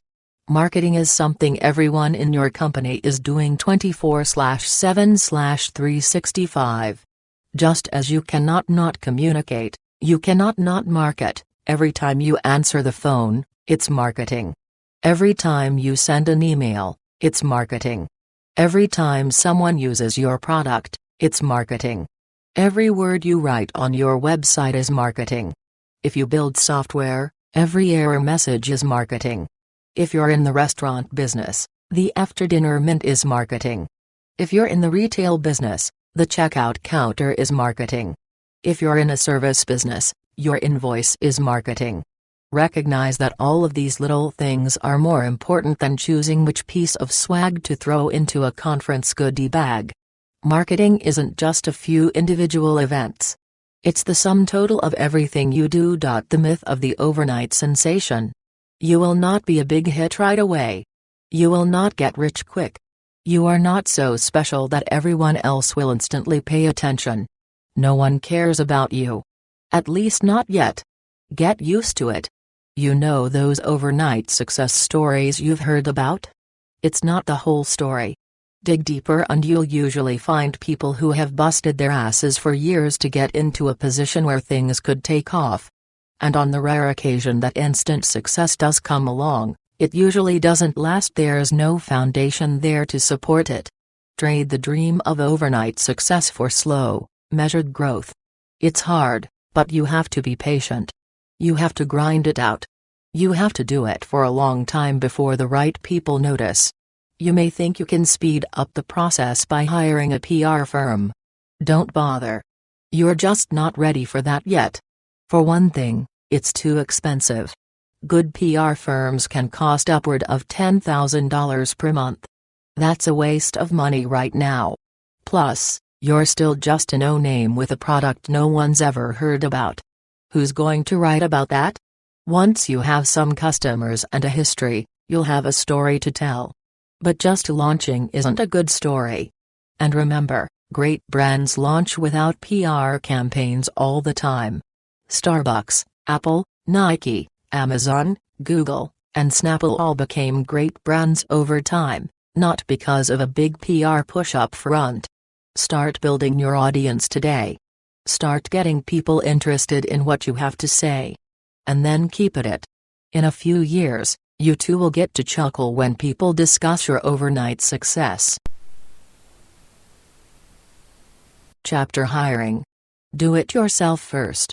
Never hire anyone to do a job until you've tried to do it yourself first. That way, you'll understand the nature of the work. You'll know what a job well done looks like. You'll know how to write a realistic job description and which questions to ask in an interview. You'll know whether to hire someone full-time or part-time, outsource it, or keep doing it yourself. The last is preferable, if possible. You'll also be a much better manager, because you'll be supervising people who are doing a job you've done before. You'll know when to criticize and when to support. At 37 Signals, we didn't hire a system administrator until one of us had spent a whole summer setting up a bunch of servers on his own. For the first 3 years, one of us did all of our customer support. Then we hired a dedicated support person. We ran with the ball as far as we could before handing it off. That way, we knew what we were looking for once we did decide to hire. You may feel out of your element at times. You might even feel like you suck. That's all right. You can hire your way out of that feeling, or you can learn your way out of it. Try learning first. What you give up in initial execution will be repaid many times over by the wisdom you gain. Plus, you should want to be intimately involved in all aspects of your business. Otherwise you'll wind up in the dark, putting your fate solely in the hands of others. That's dangerous. Hire when it hurts. Don't hire for pleasure, hire to kill pain. Always ask yourself, what if we don't hire anyone? Is that extra work that's burdening us really necessary? Can we solve the problem with a slice of software or a change of practice instead? What if we just don't do it?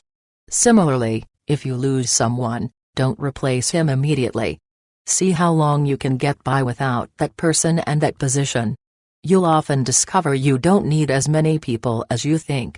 The right time to hire is when there's more work than you can handle for a sustained period of time. There should be things you can't do anymore. You should notice the quality level slipping.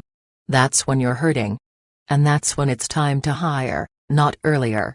Pass on great people. Some companies are addicted to hiring. Some even hire when they aren't hiring. They'll hear about someone great and invent a position or title just to lure them in. And there they'll sit parked in a position that doesn't matter, doing work that isn't important. Pass on hiring people you don't need, even if you think that person's a great catch. You'll be doing your company more harm than good if you bring in talented people who have nothing important to do. Problems start when you have more people than you need. You start inventing work to keep everyone busy. Artificial work leads to artificial projects. And those artificial projects lead to real costs and complexity. Don't worry about the one that got away. It's much worse to have people on staff who aren't doing anything meaningful. There's plenty of talent out there. When you do have a real need, you'll find someone who fits well. Grade has nothing to do with it. If you don't need someone, you don't need someone.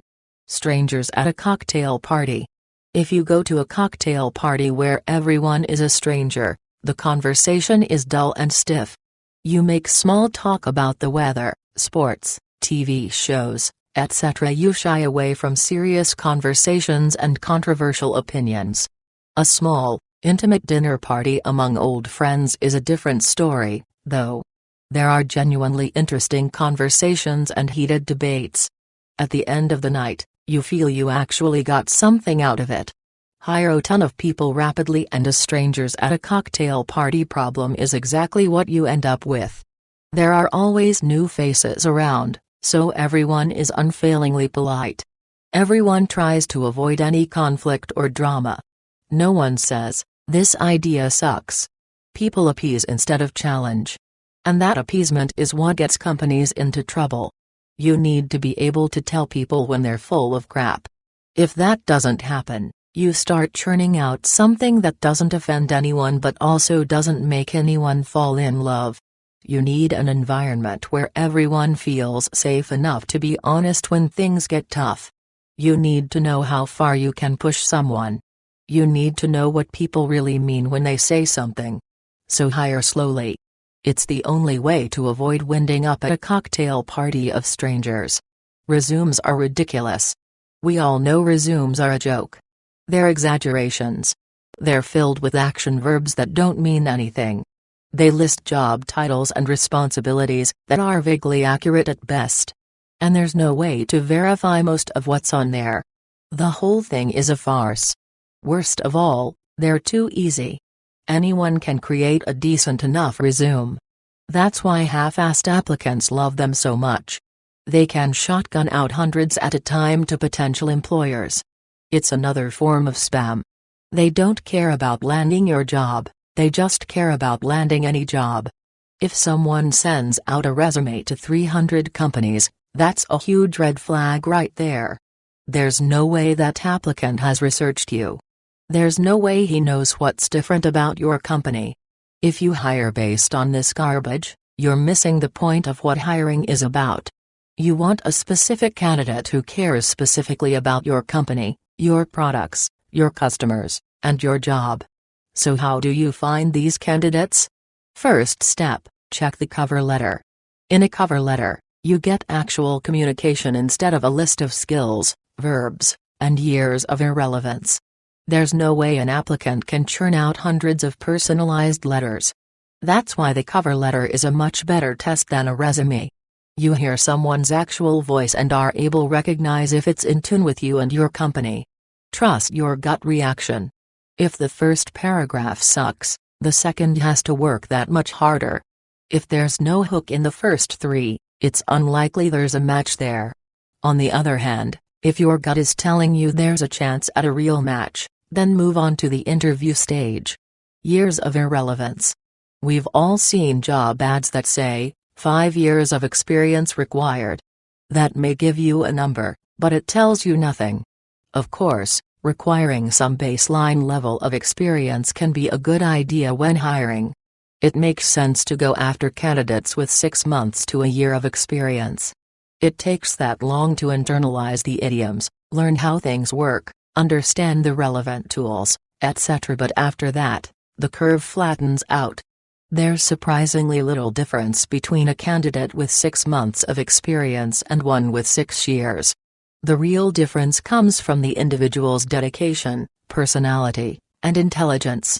How do you really measure this stuff anyway? What does 5 years of experience mean?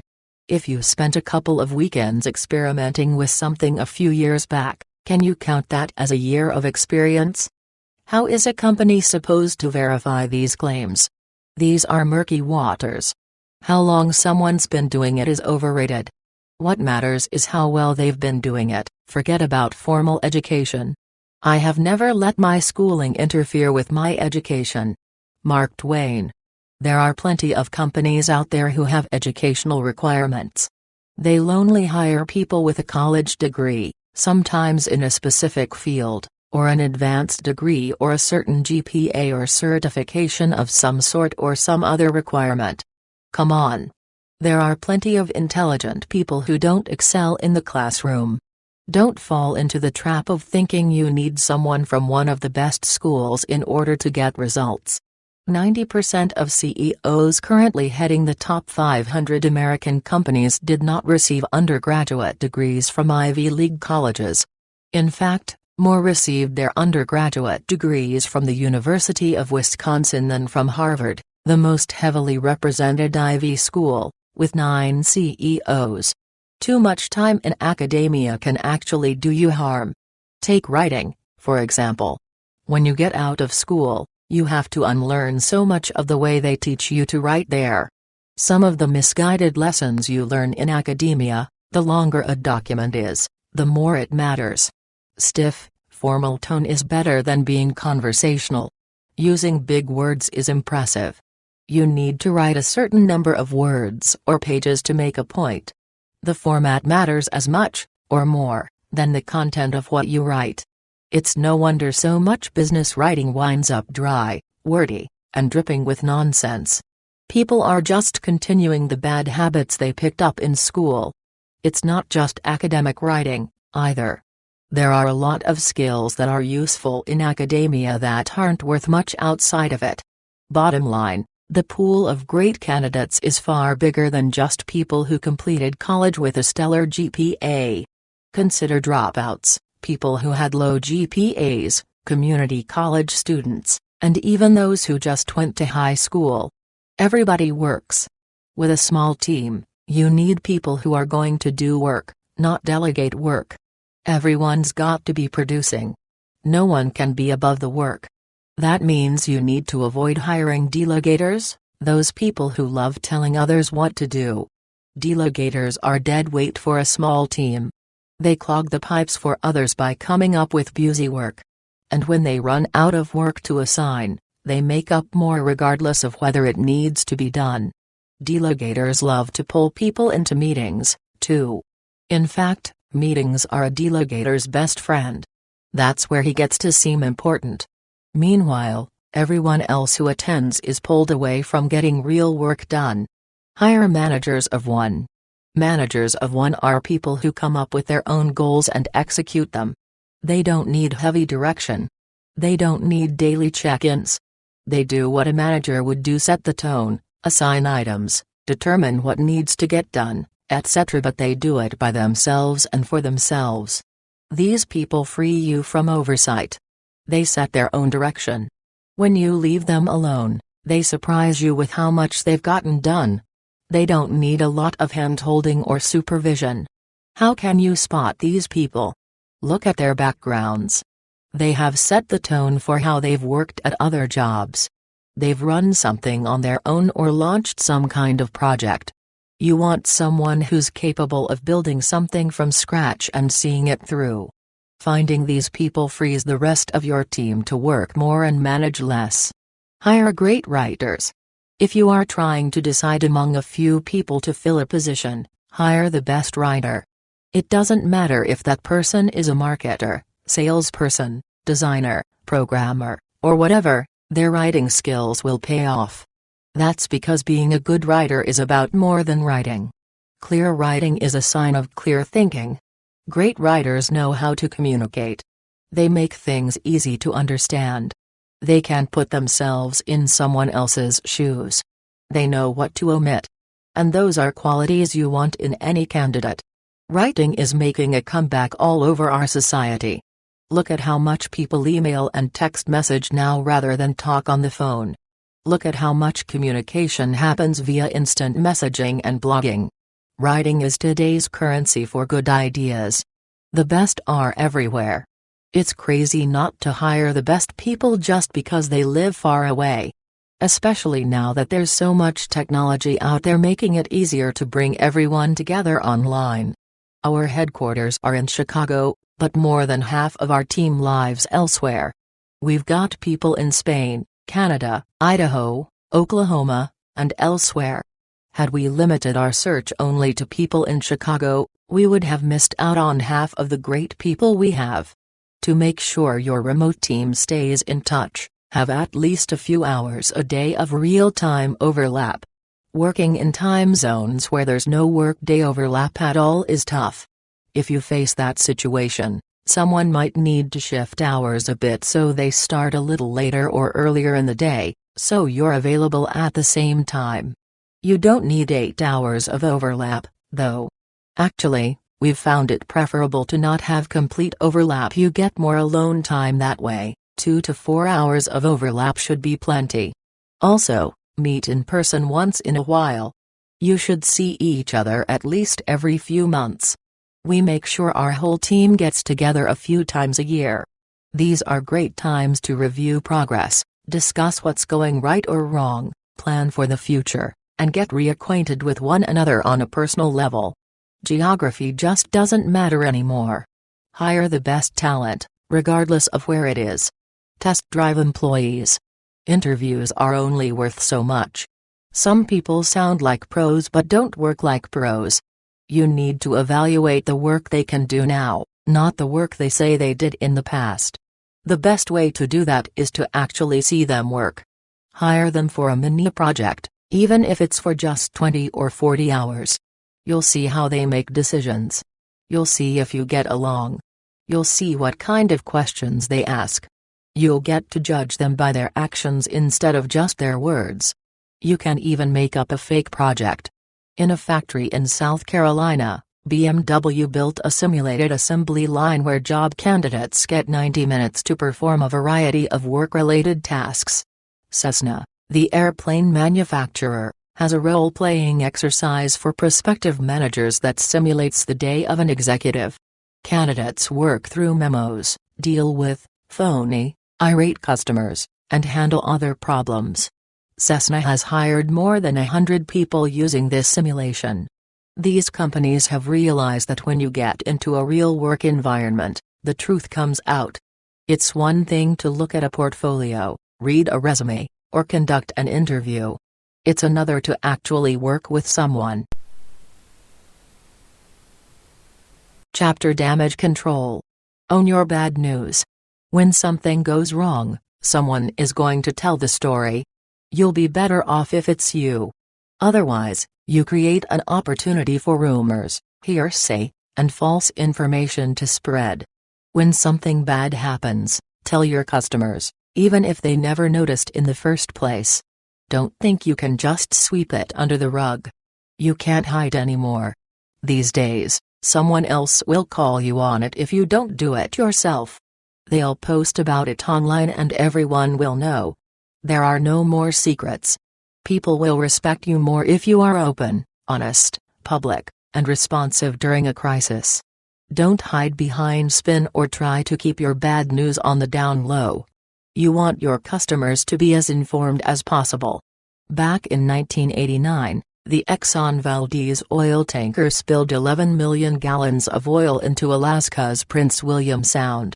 Exxon made the mistake of waiting a long time before responding to the spill and sending aid to Alaska.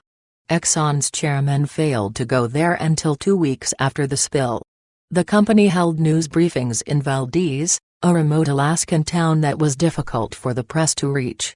The result: a PR disaster for Exxon that led the public to believe the company was either hiding something or didn't really care about what had happened. Contrast that Exxon story to the rupture of an Ashland oil storage tank that spilled oil into a river near Pittsburgh around the same time. Ashland Oil's chairman, John Hall, went to the scene of the Ashland spill and took charge. He pledged to clean everything up. He visited news bureaus to explain what the company would do and answer any questions. Within a day, he had shifted the story from a rotten oil company does evil narrative to a good oil company tries to clean up story. Here are some tips on how you can own the story. The message should come from the top. The highest-ranking person available should take control in a forceful way. Spread the message far and wide. Use whatever megaphone you have. Don't try to sweep it under the rug. No comment is not an option. Apologize the way a real person would and explain what happened in detail. Honestly be concerned about the fate of your customers, then prove it. Speed changes everything. Your call is very important to us. We appreciate your patience. The average hold time right now is 16 minutes. Give me a fucking break. Getting back to people quickly is probably the most important thing you can do when it comes to customer service. It's amazing how much that can diffuse a bad situation and turn it into a good one. Have you ever sent an email and it took days or weeks for the company to get back to you? How did it make you feel? These days, that's what people have come to expect. They're used to being put on hold. They're used to platitudes about caring that aren't backed up. That's why so many support queries start off with an antagonistic tone.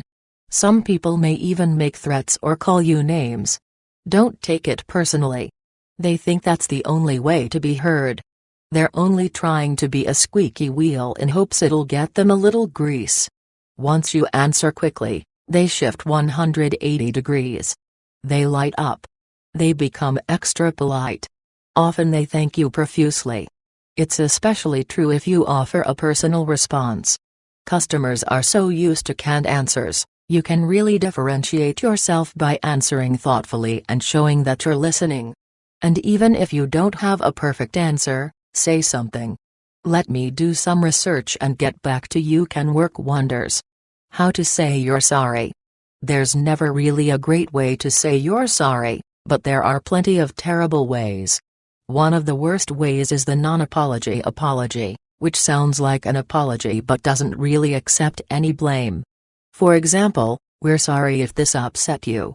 Or "I'm sorry that you don't feel we lived up to your expectations."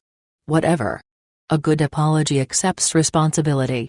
It has no conditional if phrase attached. It shows people that the buck stops with you. And then it provides real details about what happened and what you're doing to prevent it from happening again. And it seeks a way to make things right. Here's another bad one: "We apologize for any inconvenience this may have caused." Oh, please. Let's break down why that's bad. We apologize. If you spilled coffee on someone while riding the subway, would you say, "I apologize"? No, you'd say, "I'm so sorry." Well, if your service is critical to your customers, an interruption to that service is like spilling hot coffee all over them. So use the appropriate tone and language to show that you understand the severity of what happened. Also, the person in charge should take personal responsibility. An "I apology" is a lot stronger than a "we apology." Any inconvenience. If customers depend on your service and can't get to it, it's not merely an inconvenience. It's a crisis. An inconvenience is a long line at the grocery store. This ain't that. This may have caused the may here implies there might not be anything wrong at all. That's a classic non-apology apology move. It slights the very real problems that customers are experiencing. If this didn't affect them, you don't really need to say anything. If it did affect them, then there's no need for may here. Stop wavering. So what's the perfect way to say you're sorry? There's no magic bullet. Any stock answer will sound generic and hollow. You're going to have to take it on a case-by-case basis. The number one principle to keep in mind when you apologize: how would you feel about the apology if you were on the other end? If someone said those words to you, would you believe them? Keep in mind that you can't apologize your way out of being an ass. Even the best apology won't rescue you if you haven't earned people's trust. Everything you do before things go wrong matters far more than the actual words you use to apologize. If you've built rapport with customers, they'll cut you some slack and trust you when you say you're sorry. Put everyone on the front lines. In the restaurant business, there's a world of difference between working in the kitchen and dealing with customers. Cooking schools and smart restaurateurs know it's important for both sides to understand and empathize with each other. That's why they often have chefs work out front as waiters for a stretch. That way, the kitchen staff can interact with customers and see what it's actually like on the front lines. A lot of companies have a similar front-of-house/back of house split. The people who make the product work in the kitchen while support handles the customers.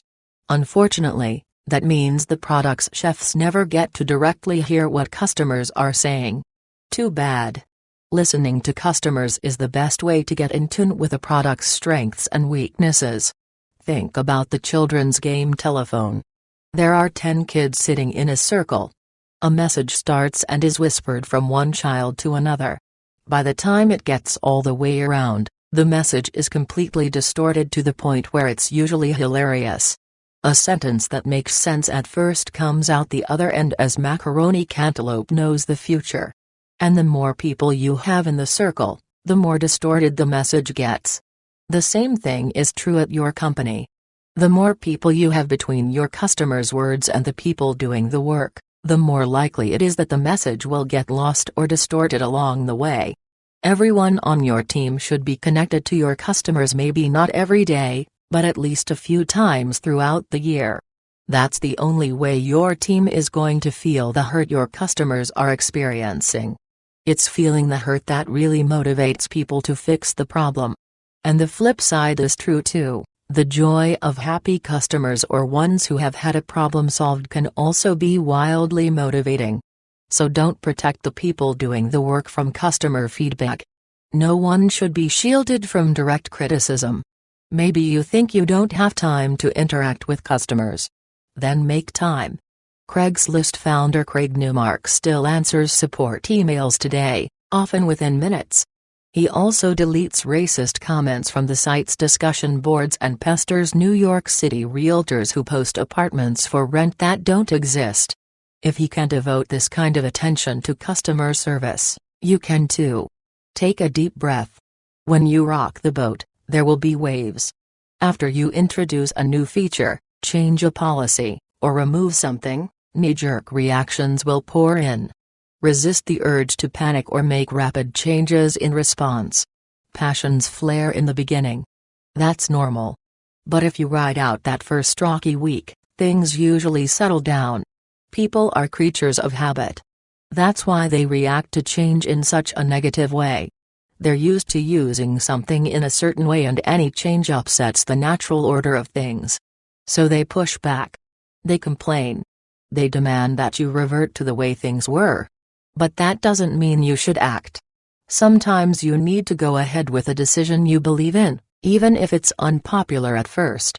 People often respond before they give a change a fair chance. Sometimes that initial negative reaction is more of a primal response. That's why you'll sometimes hear things like, "It's the worst thing I've ever seen." No, it's not. It's a minor change. Come on. Also, remember that negative reactions are almost always louder and more passionate than positive ones. In fact, You may hear only negative voices even when the majority of your customers are happy about a change. Make sure you don't foolishly backpedal on a necessary but controversial decision. So when people complain, let things simmer for a while. Let them know you're listening. Show them you're aware of what they're saying. Let them know you understand their discontent. But explain that you're going to let it go for a while and see what happens. You'll probably find that people will adjust eventually. They may even wind up liking the change more than the old way, once they get used to it. Chapter Culture. You don't create a culture. Instant cultures are artificial cultures. They're big bangs made of mission statements, declarations, and rules. They are obvious, ugly, and plastic. Artificial culture is paint. Real culture is patina. You don't create a culture. It happens. This is why new companies don't have a culture. Culture is the byproduct of consistent behavior. If you encourage people to share, then sharing will be built into your culture. If you reward trust, then trust will be built in. If you treat customers right, then treating customers right becomes your culture. Culture isn't a foosball table or trust falls. It isn't policy.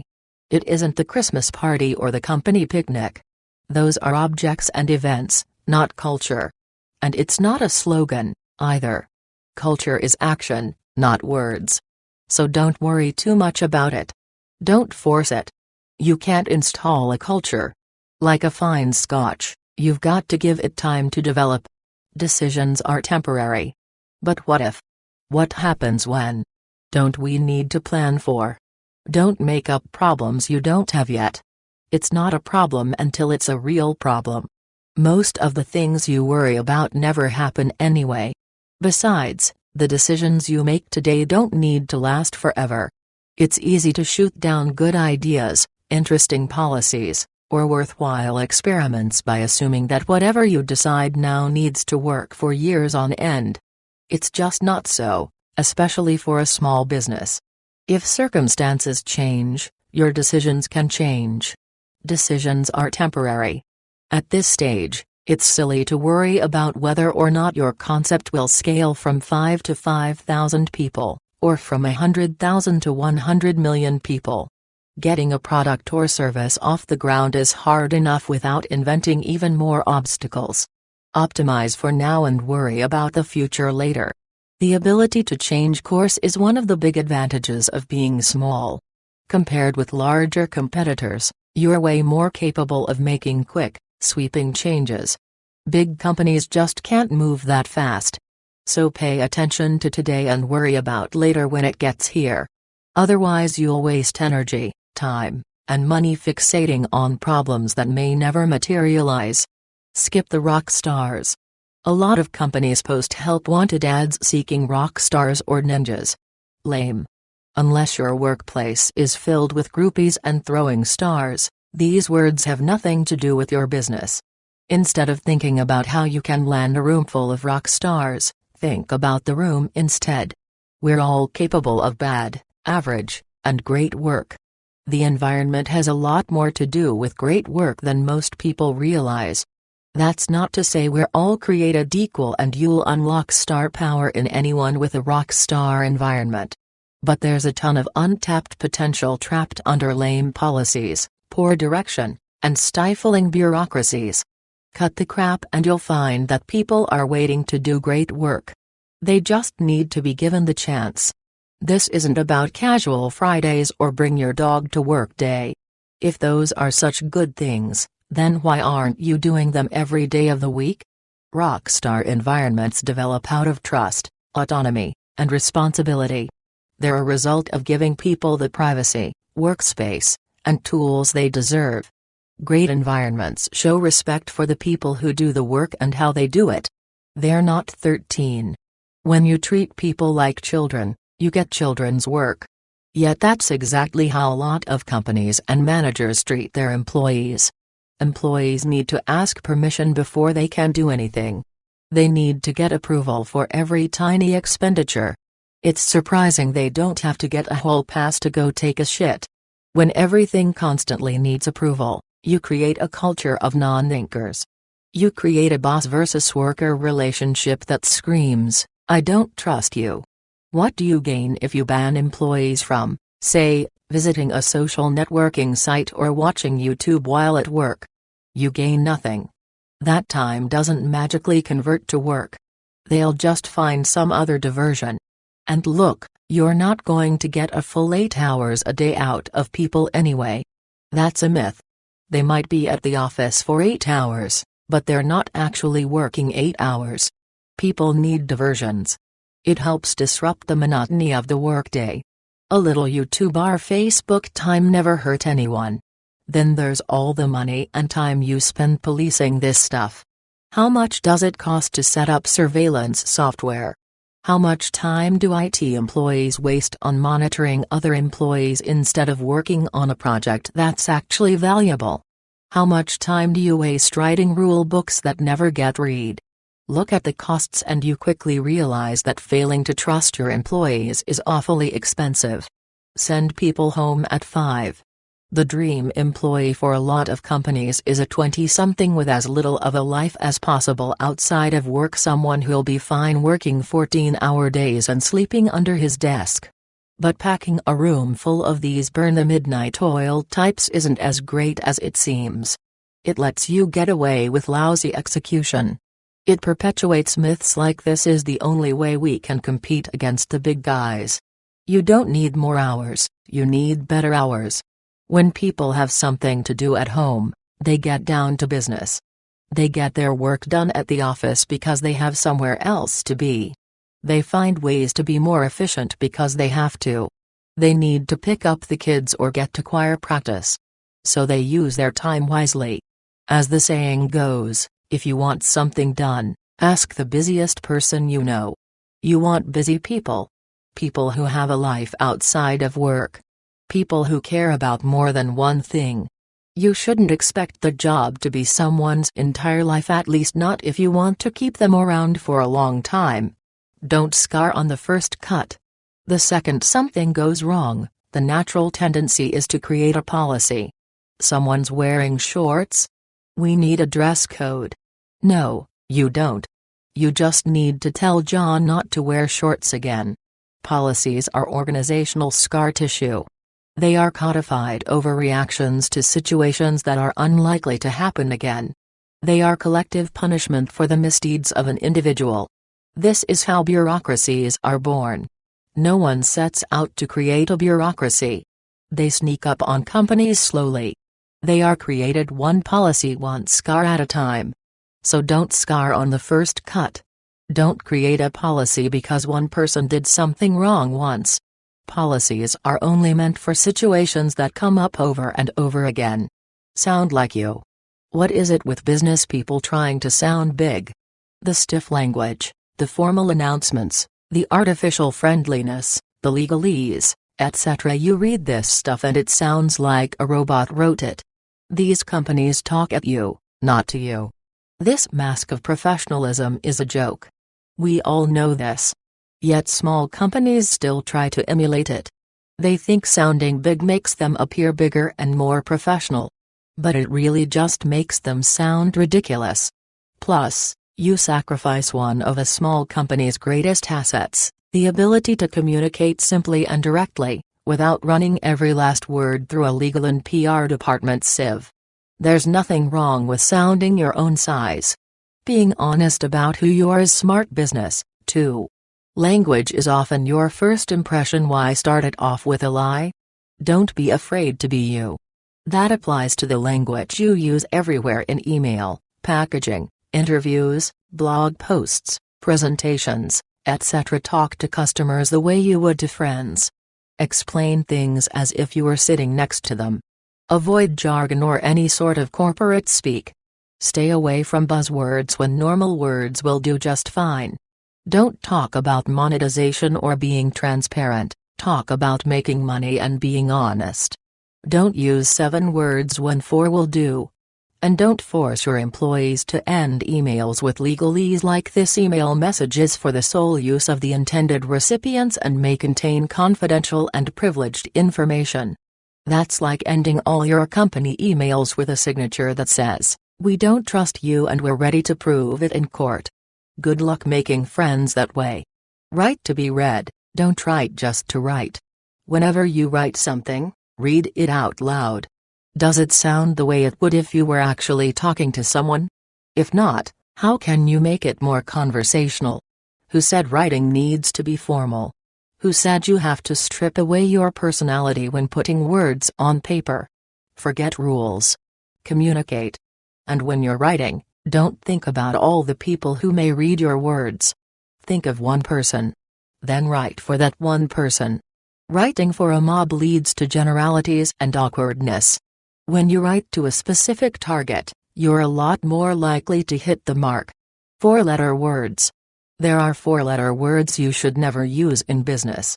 They're not fuck or shit. They're need, must, can't, easy, just, only, and fast. These words get in the way of healthy communication. They are red flags that introduce animosity, torpedo good discussions, and cause projects to be late. When you use these 4-letter words, you create a black and white situation. But the truth is rarely black and white.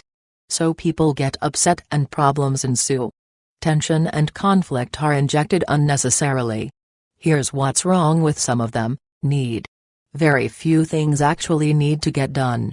Instead of saying need, you're better off saying maybe or what do you think about this?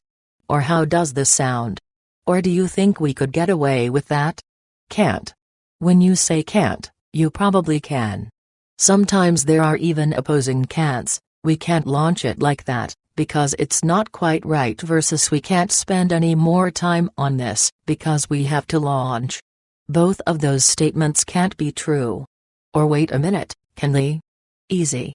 Easy is a word that's used to describe other people's jobs. That should be easy for you to do, right? But notice how rarely people describe their own tasks as easy. For you, it's let me look into it, but for others, it's get it done.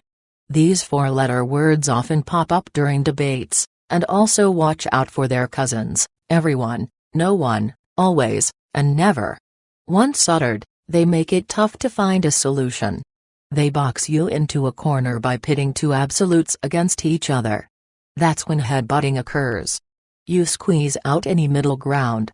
And these words are especially dangerous when you string them together: we need to add this feature now. We can't launch without this feature. Everyone wants it. It's only one little thing, so it will be easy. You should be able to get it in there fast. Only 36 words, but 100 assumptions. That's a recipe for disaster. ASAP is poison. Stop saying ASAP. We get it. It's implied. Everyone wants things done as soon as they can be done. When you turn into one of these people who adds ASAP to the end of every request, you're saying everything is high priority. And when everything is high priority, nothing is. Funny how everything is a top priority until you actually have to prioritize things. ASAP is inflationary. It devalues any request that doesn't say ASAP. Before you know it, the only way to get anything done is by putting the ASAP sticker on it. Most things just don't warrant that kind of hysteria. If a task doesn't get done this very instant, nobody is going to die.